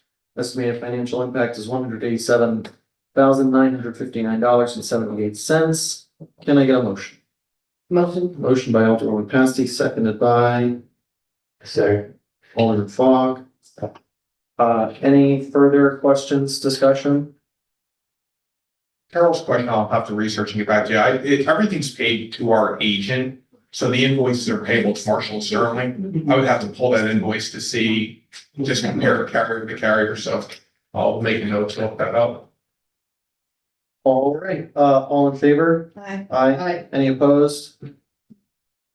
Passes 4-1 with 1 vote against all the women. Thank you. Thank you, Kwame. The next item going 16 was struck from our agenda. We're gonna go back up to item number, would you prefer we did 13 or 14? 14. We'll do 14 first. Okay, so I know Barbados, be hanging around for 13, but I didn't know if anything like crazy. Oh, I already said 14, so we're going with 14. all right, let's do it. So Whitney is on, she's from Granicus, with the GA. I did ask Kyle to be available, but he might, and obviously he's watching me, so he might pop on.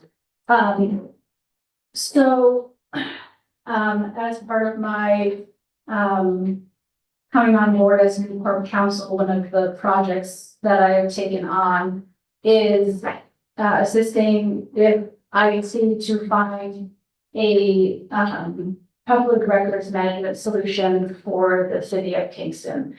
So some of the litigation that we dealt with regarding pipeline and brought to light is that the city's public records management system is essentially non-existent. And responding to FOIL requests, having the departments pull records together, having any form of coordination amongst departments, having a unified way of responding to FOIL requests, all of that needs to be implemented in the city. So we have an existing contract with Granicus. They handle the Engage Kingston portion of things.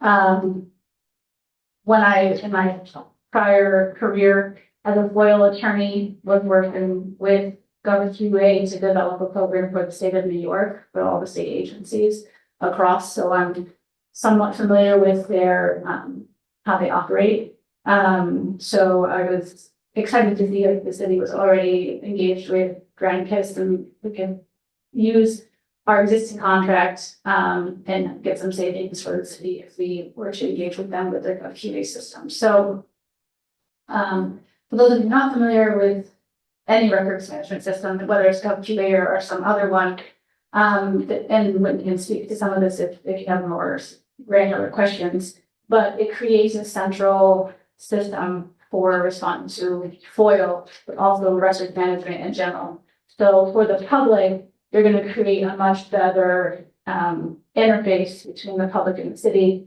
in order to submit FOIL requests, make sure that they're being responded to in a consistent manner, in a timely manner. It will assist the departments because they have one repository, something that was not submitted to the committee, but will come to the committee next time. I've created a new job position called a public record coordinator who would be in charge of running the system and be responsible for overseeing FOIL for the departments. So it would take the lift off of each department in having to respond to FOIL requests. I mean, each department will still be responsible for locating the records responsive to the request, but this centralized person will then be the one who is doing the follow-up, reviewing those records, doing redactions, making sure that records are being uploaded.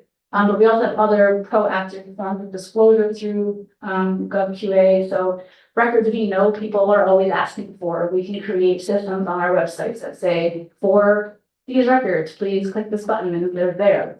Or records that have been previously disclosed, and we know more people are going to want them, it can kind of create an archive of records. There's lots of different things that the system can do. So that's why I'm here. I have and I know I can't mention it, I don't share my page, send it to everybody. But the proposal did go through SHI. This is a New York State OGS contract. So there's kind of two pieces to it. One is for an immediate implementation. It's going to take 12 to 18 weeks for the program to be designed, implemented, and then get people trained on it. The idea is to, for those of you who got to meet Lori, she's very familiar with doing stuff with FOIL, so we're already trying to take what we do have, figure out how updated is it, get it updated, get it correct, get this departments used to operating through one central person. And then in January, have a public records coordinator ready on board to take over the system and move forward with training. So to get the contract implemented, it would be $7,715.19. That would get us to the initial partial year. So actually goes through April of 2027. That's 700 because it fills out the rest of the contract that we have with Engage Kingston. And then year two, $23,789.99. And then year three, $25,455.08. So that's the number breakdown for a 3-year contract. To get the system operated and then to continue with the programming, once it's installed. So the ask is authorize the mayor to enter into a 3-year agreement with GovQA for the, purchase of the records management, public records request management system. And then also, I don't know if combination, but to, do a budget transfer from contingency for the amount that IT would need in order to pay the gap, for the end of the year until, because the rest of it will be on the next budgetary. The 7,000 something. Right. Okay. Yeah. So that's what we're here for. I'm going to go to questions and again. When it's available, ask if you have more specific questions about the system itself. Majority leader. So do our records get put on a Granicus system or a City of Kingston IT system, but that's like a conduit that Granicus? That might be a Whitney or Kyle question, exactly how the software works, like how the software, the system, the records are uploaded into the system, whether that's on our cloud or. Yeah. I believe it's on ours, but Whitney, are you available? I am. Can you hear me okay? Yeah, I do. Okay, great. Yeah, so GovQA is a SaaS cloud-based solution. So it would be hosted on any data that's uploaded to the GovQA system would be hosted on Granicus servers. Granicus adheres to the strongest security, regulations on the market, and I'm happy to answer questions on that. Anybody else have any questions? Sure. So prior to the vendor episode, what were the average number of FOIL requests? Like if we were to go back, because I know that it really spiked during that period. I don't know the exact number. I do believe the city receives approximately 400 to 600 FOIL requests a year. Taking that aside, while there was considerable increase in FOIL requests during the pipeline litigation, it wasn't that much. That's completely skews the average. So we're still looking around, I still believe it's around 600 on average. But we could anticipate, getting more than that. And then also, something I didn't discuss, but is also part of the system that KPD, who are receiving really the bulk of the FOIL requests, it has like a separate warehouse space for the KPD. So that they are able to respond to FOIL requests, in a way that's separate from the city, which is. Right. They have some, more specialized records, they have video cameras, they have body worn camera footage, they have to go through and other systems. And that's what's being incorporated in the 3-year contract. Doesn't seem so bad when you add it on that. Yeah. Any other questions? Just for committee reports. Purchase of Public records request management system. Okay. And this is, it's like a 1-year, this is like a payment for 1-year service, Rebecca? Right, so it's a 1-year, so the initial is the 7,700 because they're tying us into our existing contract. And then going forward, it's an annual.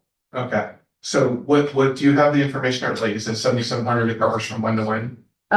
Is until April 5 of 2027. So the contract year. 7,700 gets us to April 27. Yes. So that's really what we need. So what is it? Because the purchase order would be 7,700, is that the dollar amount? Yeah, initial partial year, $7,715.79.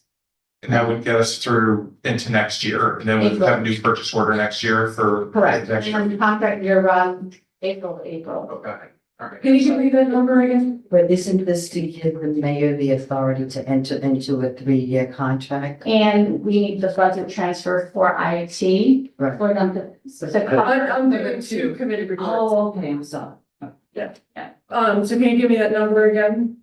$7,715.79. 79 cents.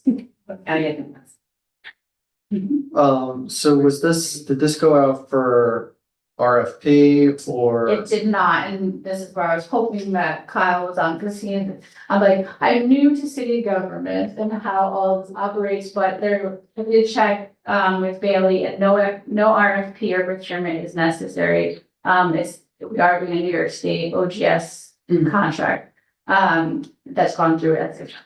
So I use Granicus through my job for the boards of commission software, and I think it's horrible. And I think their customer service is horrible, and I think they treat small clients horribly. And ultimately, they're a private equity company. So I do have some concerns about their lasting product, because private equity companies are vultures who pick apart the bones of services to provide decreasing returns to their clients over time. So I just have some concerns about that, and I would not ever recommend using Granicus based off of my office's experience with it. Are you using GovQA? No, we use their boards and commission software because they're a private equity company and they bought every other boards and commission software supplier. So I was just concerned about that happening here. But I will vote in favor of this because I do think we need a record. But it is the worst yes I could have. I assume no, and I'm sure they bought it all up. But I would not want to pass up the opportunity to dunk on that software. So this is the first committee report reads resolution of the common council to authorize the mayor to enter into an agreement with GovQA for the purchase of a public record service management system. This on its own does not have a financial impact. Can I get a motion? Motion. Motion by Majority Leader Hirsch, second by Alderman Pasty. All in favor? Aye. Any opposed? Passes unanimously. The next committee report reads resolution of the common council for a budget transfer from contingency to A 1680547 for the full amount of the purchase order of public records request management system from GovQA. The cost is $7,715.79. Can I get a motion? Motion. Motion by Alderman Pasty, second by Alderwoman Mickens.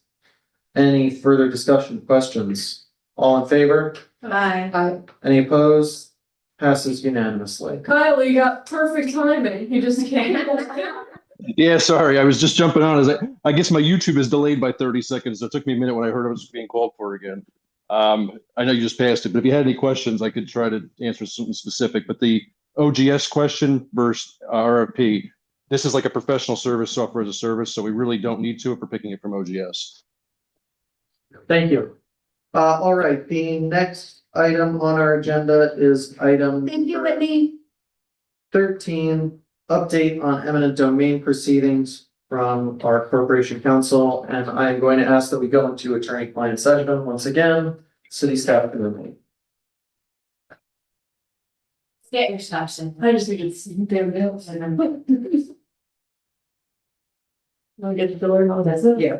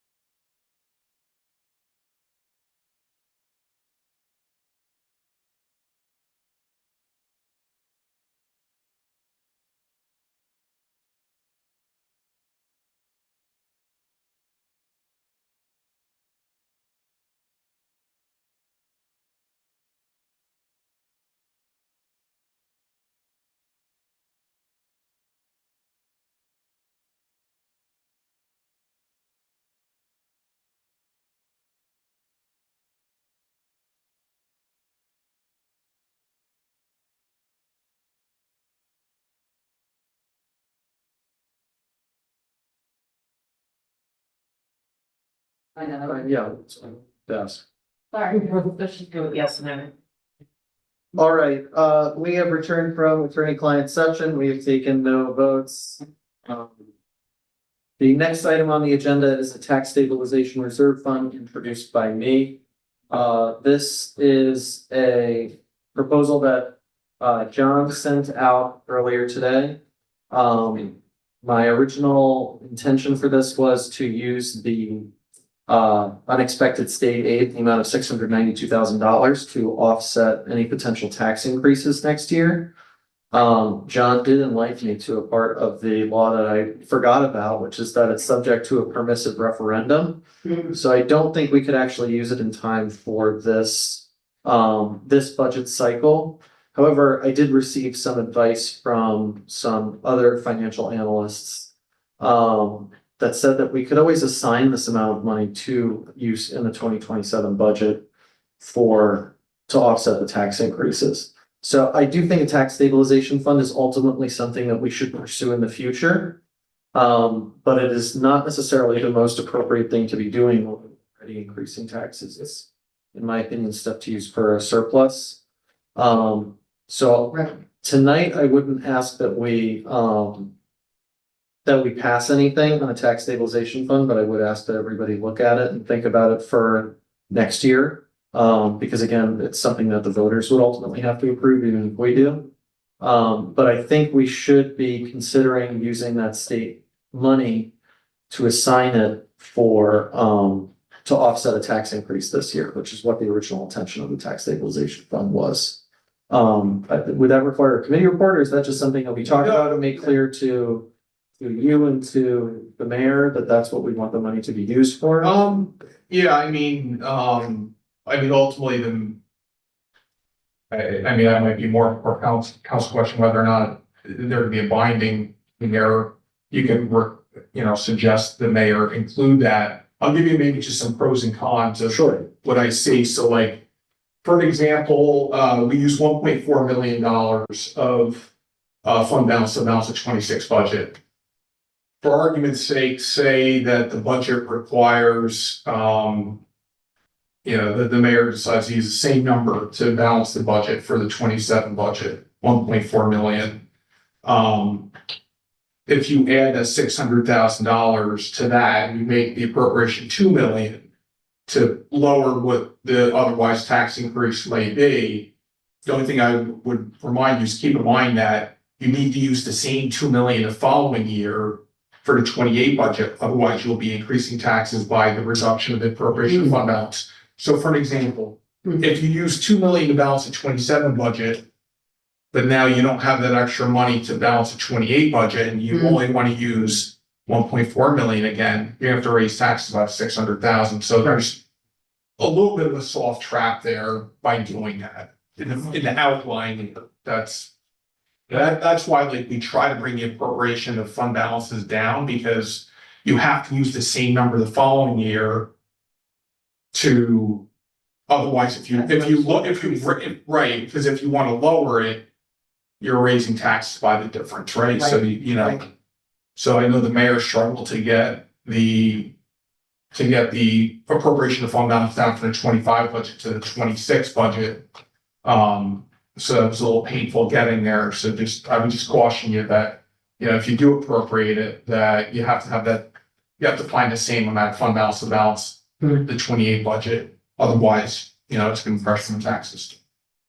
So I have a question. Are there other municipalities you're aware of that have this kind of a fund? The county does. Counties do, because they run on larger surpluses through their collection of sales tax. This law is basically copy and pasted from the county. It's similar to the concept of appropriating fund balance, like Michael said. So for an argument's sake, say, next year, the appropriation of fund balance would have only been 800,000. Well, you had this 600. Now it becomes 1.4. It's the same as it was the prior year. Causes no stress on the following year budget. I will say this tax stabilization fund, the concept itself is looked favorably upon by rating agencies and anyone who's looking, because it shows that there's some long-term planning by the municipality, right?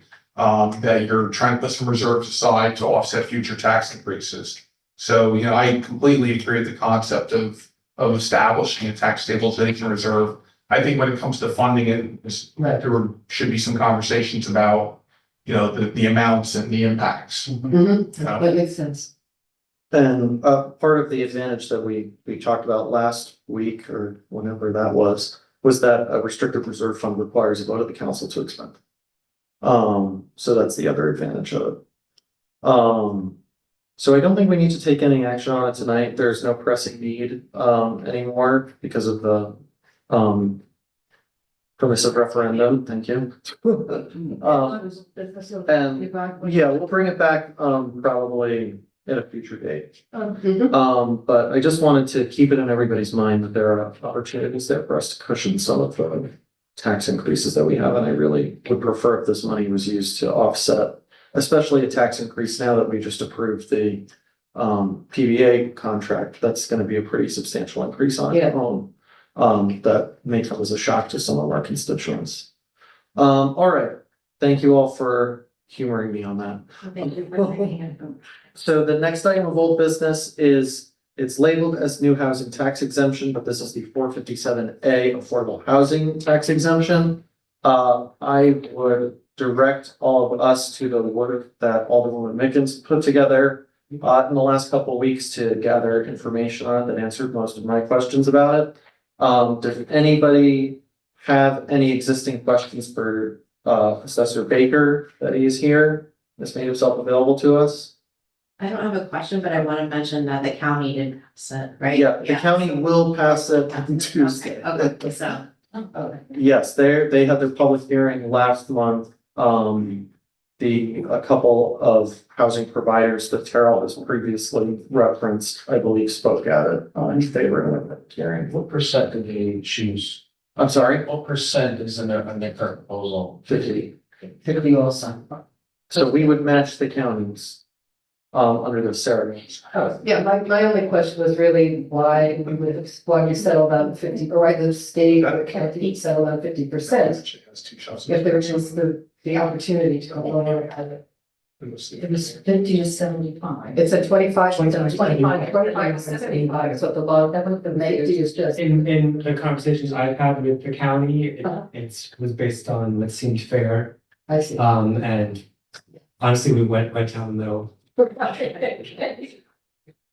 So Ruth, Alderwoman Katz sent an email earlier today that I will try and synthesize. So, and it was a question that I've had before. So if somebody is already a low to moderate income homeowner, can they apply to REPCO or to one of our housing providers to enter into a regulatory agreement? I don't believe so, no. Okay, that's what I thought. Right, this would have to be transferred as a real property from that agency to a qualified owner who was qualified at the time of purchase. All right. Thank you. It's very helpful. Does anybody else have any other questions on this? We have a number of other, I should also say I misspoke. I actually thought we had public hearings on these already, but we did not. Okay, that was gonna be my next question. So. Well, we agreed on the 16 you're talking We about. did, sorry, on senior we did, on disabled veteran we did not. I keep confusing my job. And disabled and this 457 will. We have not had public hearings. No, and we need to. We are not under an obligation. I think the mayor does, right? Because it's a. After a it's local law. A local law, the mayor who holds, so we would do our work before he signs it or doesn't sign it, he hosts the public hearing. There's, Statutorily, I don't believe that we have, Rebecca or somebody correct me if I'm wrong, but I don't think we have a statutory duty to hold a public hearing. No, we were just doing that to just inform our. Ways of- Yeah. And hear from the public first too. Dan. So just just to clarify on the disability addition into the 467 law, we haven't had the disability. It is somewhat of a separate statute. Was included in this, just want to make sure that we're on the right track. To make sure that This 467 would be modified, amended, the property tax bill 467 that we have adopted, we never adopted, or 59 is B, I think it is, if I'm correctly, the disability exemption. We've just added it into the existing 467 law. Just want to make sure I emailed it to everybody. we're okay with that. And there's no other, because it's new, any other new requirements for hearings. Can somebody, refresh my memory, if I've heard this before, because I don't remember it, about the disability, what is the criteria for disability? That you have like social security, you're permanently disabled, like, yeah. And 100% disabled, I believe, is a VA term. This is the one for a person with disability and low income, like, so. We have disability with low income, we have Limited. limited income, senior limited income, and then we also have on there, the third one, we're gonna be possibly talking about tonight, veterans 100% permanently disabled. So 3 different. Right. So let's stick with the affordable housing. Yeah. We have not had a public hearing on this. As we've discussed, we are under no obligation to have a public hearing on this. Is that something that we want to do? Are we looking to take a vote tonight? Well, I'm just thinking timeline, right? So like say we approve this tonight, right? It's Mhm. August, and then it's gotta go to the council for 2 readings. Yeah, so like we're getting like, yeah, so we would be delaying things. And it's already been delayed so much. Yeah. Application date would be March 1st of 2027. Okay. I have a comment right up. Oh, thank you. Awesome. It's right down 50, if that's what the. Is it 50? Yeah. Is that what we're saying? Thank you. Okay. A committee report reads adoption of a real property tax law, 457A local law as attached, in the amount of 50% exemption for eligible properties. The estimated impact at this time is $0. Can I get a motion? Motion by Alderman Mickens, seconded by Majority Leader Hirsch. Any further discussion or questions? Trying to find a local law to attach. I just want to thank Sure. Alderman Mickens for carrying this and doing all the work and. So important. Yes. All right, any further discussion? All right, all in favor? Aye. Any opposed? Passes unanimously. Okay, please keep these together. The next item on our agenda is disabled veterans tax exemption. Assessor Baker, do you have a committee report? I do.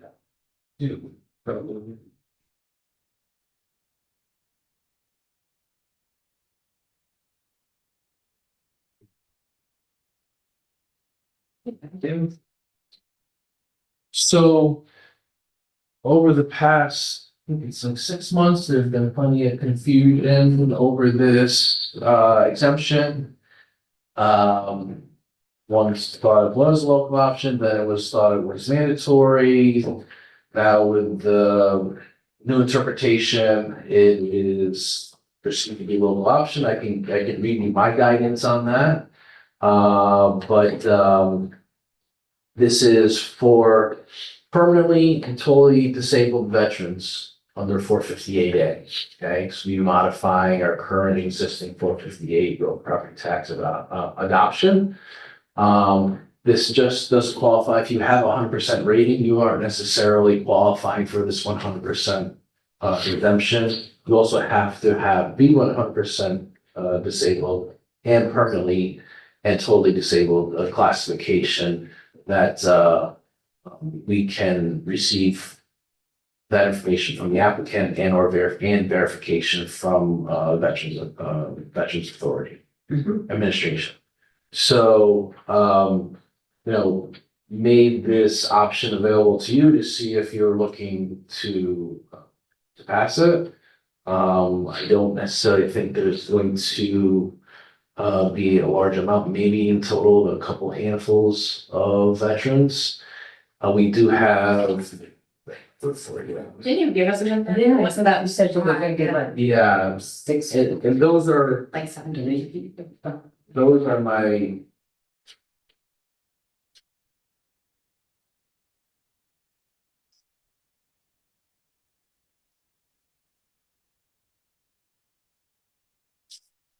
Team. 16 that are 100%. So it would be, I estimate a portion of those. That would also come with this additional, totally and permanently disabled, qualification. So I can tell you, I think I estimated about 3 cents on the rate, on the city rate. So. Terrible, set your hand up. Yeah, is it an income test associated with this? There's none. And so if this person's spouse makes, I don't know, $500,000 a year, There's not an income test. the person, the other person that's the owner of the house would get this. Wow. There's not income. There's no, and we can't change that because it came down. No, that's not what.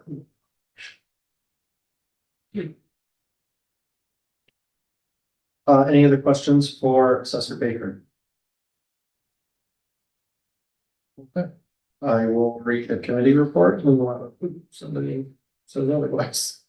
So this would also take effect March 23rd. Yes, if it passes, it would take effect by March 1st. Applicants can come in and apply and make application for it by March 1st of 2027. Go ahead. What if I put the deed in my disabled brother's name? Well, there's also a residency requirement, right? So there's also a residency requirement. So this isn't, I can just put it in someone's name and they live elsewhere. They have to be, there's a residency requirement for veterans. And how do you prove that? What they do is they come and make applications and we'll have multiple resources to verify. I can't go into the house and make sure they're sleeping there 200 days a year. But typically with, that it could be car registration, they're willing to show me their license. It shows us that that's their address. We can also look at voting registration. So there's different methodologies that we'll use to determine. There's definitely times where sometimes we think maybe that might not be true, but that we look at those additional resources. Does the Veterans Administration also keep a record of where they're 100% implement? Yeah, so I wanted to speak to that. My dad is 100% disabled veteran. And it is actually very hard for a veteran to even get to that status. They put these veterans that ever served our country through the ringer to get to that point. So you go like the different increments and so it's and then you do these veterans that are whatever the percentage is that they have a disability through the VA, they get paid, like they earn income and benefits. And so it's not, I don't think that there's many ways to try to rig that. That's not what I'm seeing. Yeah. These veterans are, could also qualify for a senior, right? Lots of times we will look at their income because they're also over 65 and limited income. And so we see that as well. And with regard to that, we're looking at the household income. Right. So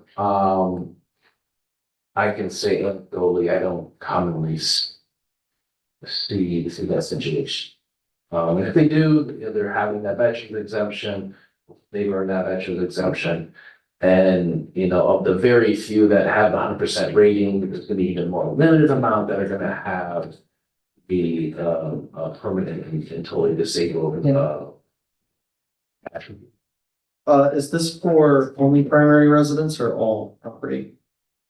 Well, just for the primary residence. Okay. It's gotta have a, have those residents. You could hypothetically qualify for it on a property that's a mixed use. I don't think I have any of those, but there is this, sometimes a certain circumstance where a owner may have like a shop downstairs and they have a single residence up.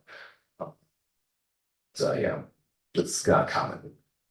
Okay, any other questions, or I'll read the committee report? This is a committee report, reads amends chapter 360.17 of the City of Kingston Code to include a 100% exemption for permanently and totally disabled veterans in accordance with real property tax law 458A, section 11, as enacted by L 2025, chapter 672, and amended by L 2026, chapter 59, part EE, and 77. The estimated financial impact to the city is $0. Can I get a motion? Motion. Motion by Alderwoman Mickens, seconded by Second. Alderwoman Pasty. Any further discussion? Any questions? All in favor? Hi. Aye. Any opposed? Passes unanimously. Everything's passed quickly. It's great. The next item on our agenda is the senior tax exemption. Yes. And is that you, or is that you? So when we first started speaking about this earlier in the year, we were looking at the 50% exemption, on traditionally the base cap is right now $29,000. We were looking at doing 49.50. And since all these discussions have happened, the New York State increased the base to $58,000. And then it went from 50% abatement exemption to 65%. So the county has passed the 58,000 at the 65%. So I was going to just recommend that we match that. Yeah. Mhm. So I sent you, so this did this go? No, this wasn't the one. Okay. This didn't go yet to the floor, but I sent the original law that got written up to everybody's email. But without it into committee. No, yeah. Is the Dan the same chapter in the code? No, I'll tell you, it's in this email. It's 460. 360. So we're amending, what we're doing is amending our current law, code. Yeah, I just need the number. Yep. Hold on. 360, 41? Look, amending chapter 360. 41. That's what, that's the like. Show 60-41, yeah. Okay. Oh, there is a. Okay, resolution right before.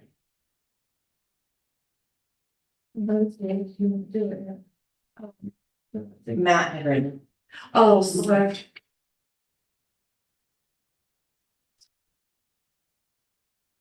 We're removing. Yeah, we.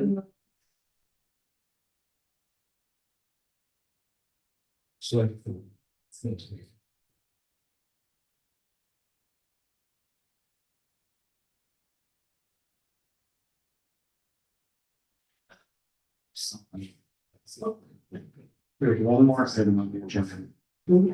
Here's this boy.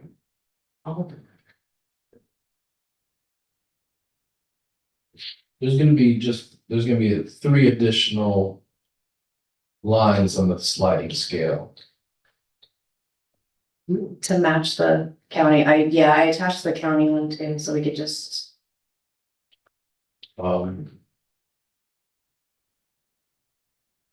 We're putting the limit on this. So, but, and. We're gonna have to update this.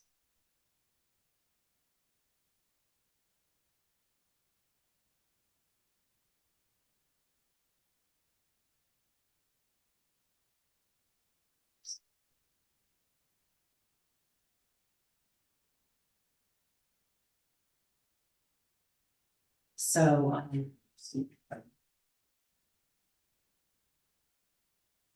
How should we say it on a committee report day? I'm just thinking. Yeah. Great. Can maybe just email you something quick to it.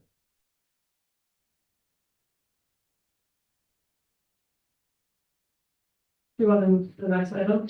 Sure. I have listing written, I just need to put. The last item on our agenda is from old business. This is also from me. This is a proposed moratorium on the sale of city-owned parking lots. I sent it to you all by email because I thought it wasn't in the packet, but it was. So you have it by email. This we talked about a few months ago. It comes from the RFP going out on the North Front Street parking lot specifically was what made me introduce this. I think as we conduct our ongoing parking lot study, it's important that we maintain the city lots that we have until the study can be completed and we can follow their recommendations. There was some concern about this encumbering a future council. I don't believe it does because I have the moratorium set to expire on the end of this term for this council.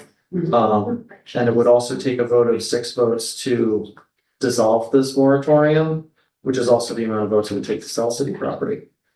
So I think it's mostly a memorializing resolution about values and about the value of our city land. And the value of the work that our volunteers do, and we ask them to do, conducting our studies. So it's mostly to support those two things, but it also is, there's a lot of development happening around the city, which is good. And projects that I do support, such as Frog Alley, which has no parking. And a lot of the support for that came under the contingent that parking would exist uptown. And as we see that there's now development happening on the Fair Street extension, and in the Fair Street lot, I think that means that another parking lot could go offline for at least 18 months. So I think now more than ever, it's kind of critical that the council take a position that we do not want to sell city lots pending the completion of a parking study that actually determines what inventory we have. And what's the highest and best use for those lots. Before you guys go, I would recommend that you go to a turn-by session. Okay. If everybody's good with that, sorry, Rob. Oh, you do it yourself. Now we just have to see if you got it, you got it. Thank you.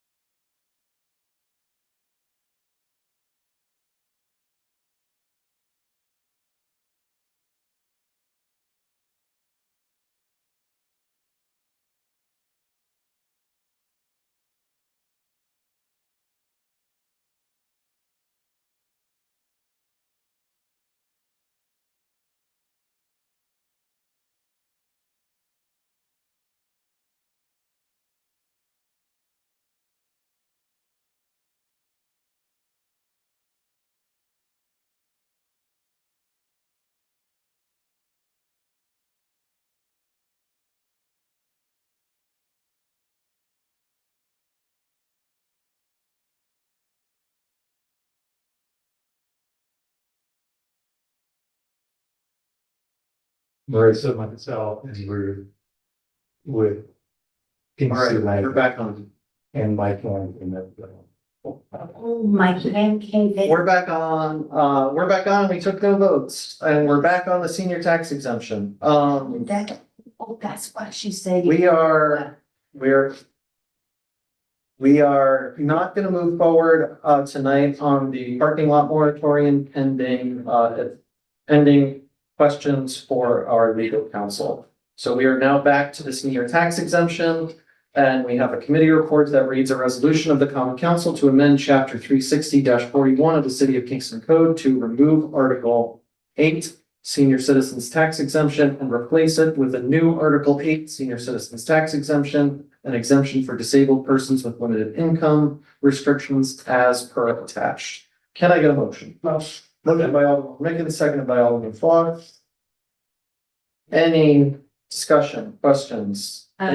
Just want to say thank you to everyone. This has not been raised. The senior tax exemption has not been raised since 2013.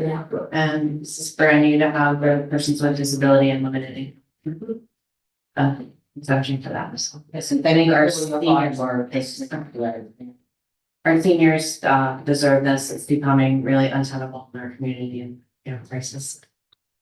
All right, all in favor? Aye. Any opposed?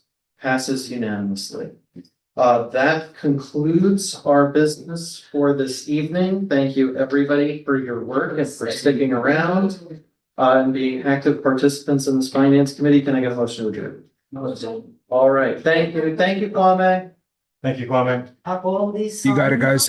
Have a good night, everybody. They all have 3. Yeah. These need one signature. I'm ready to sign.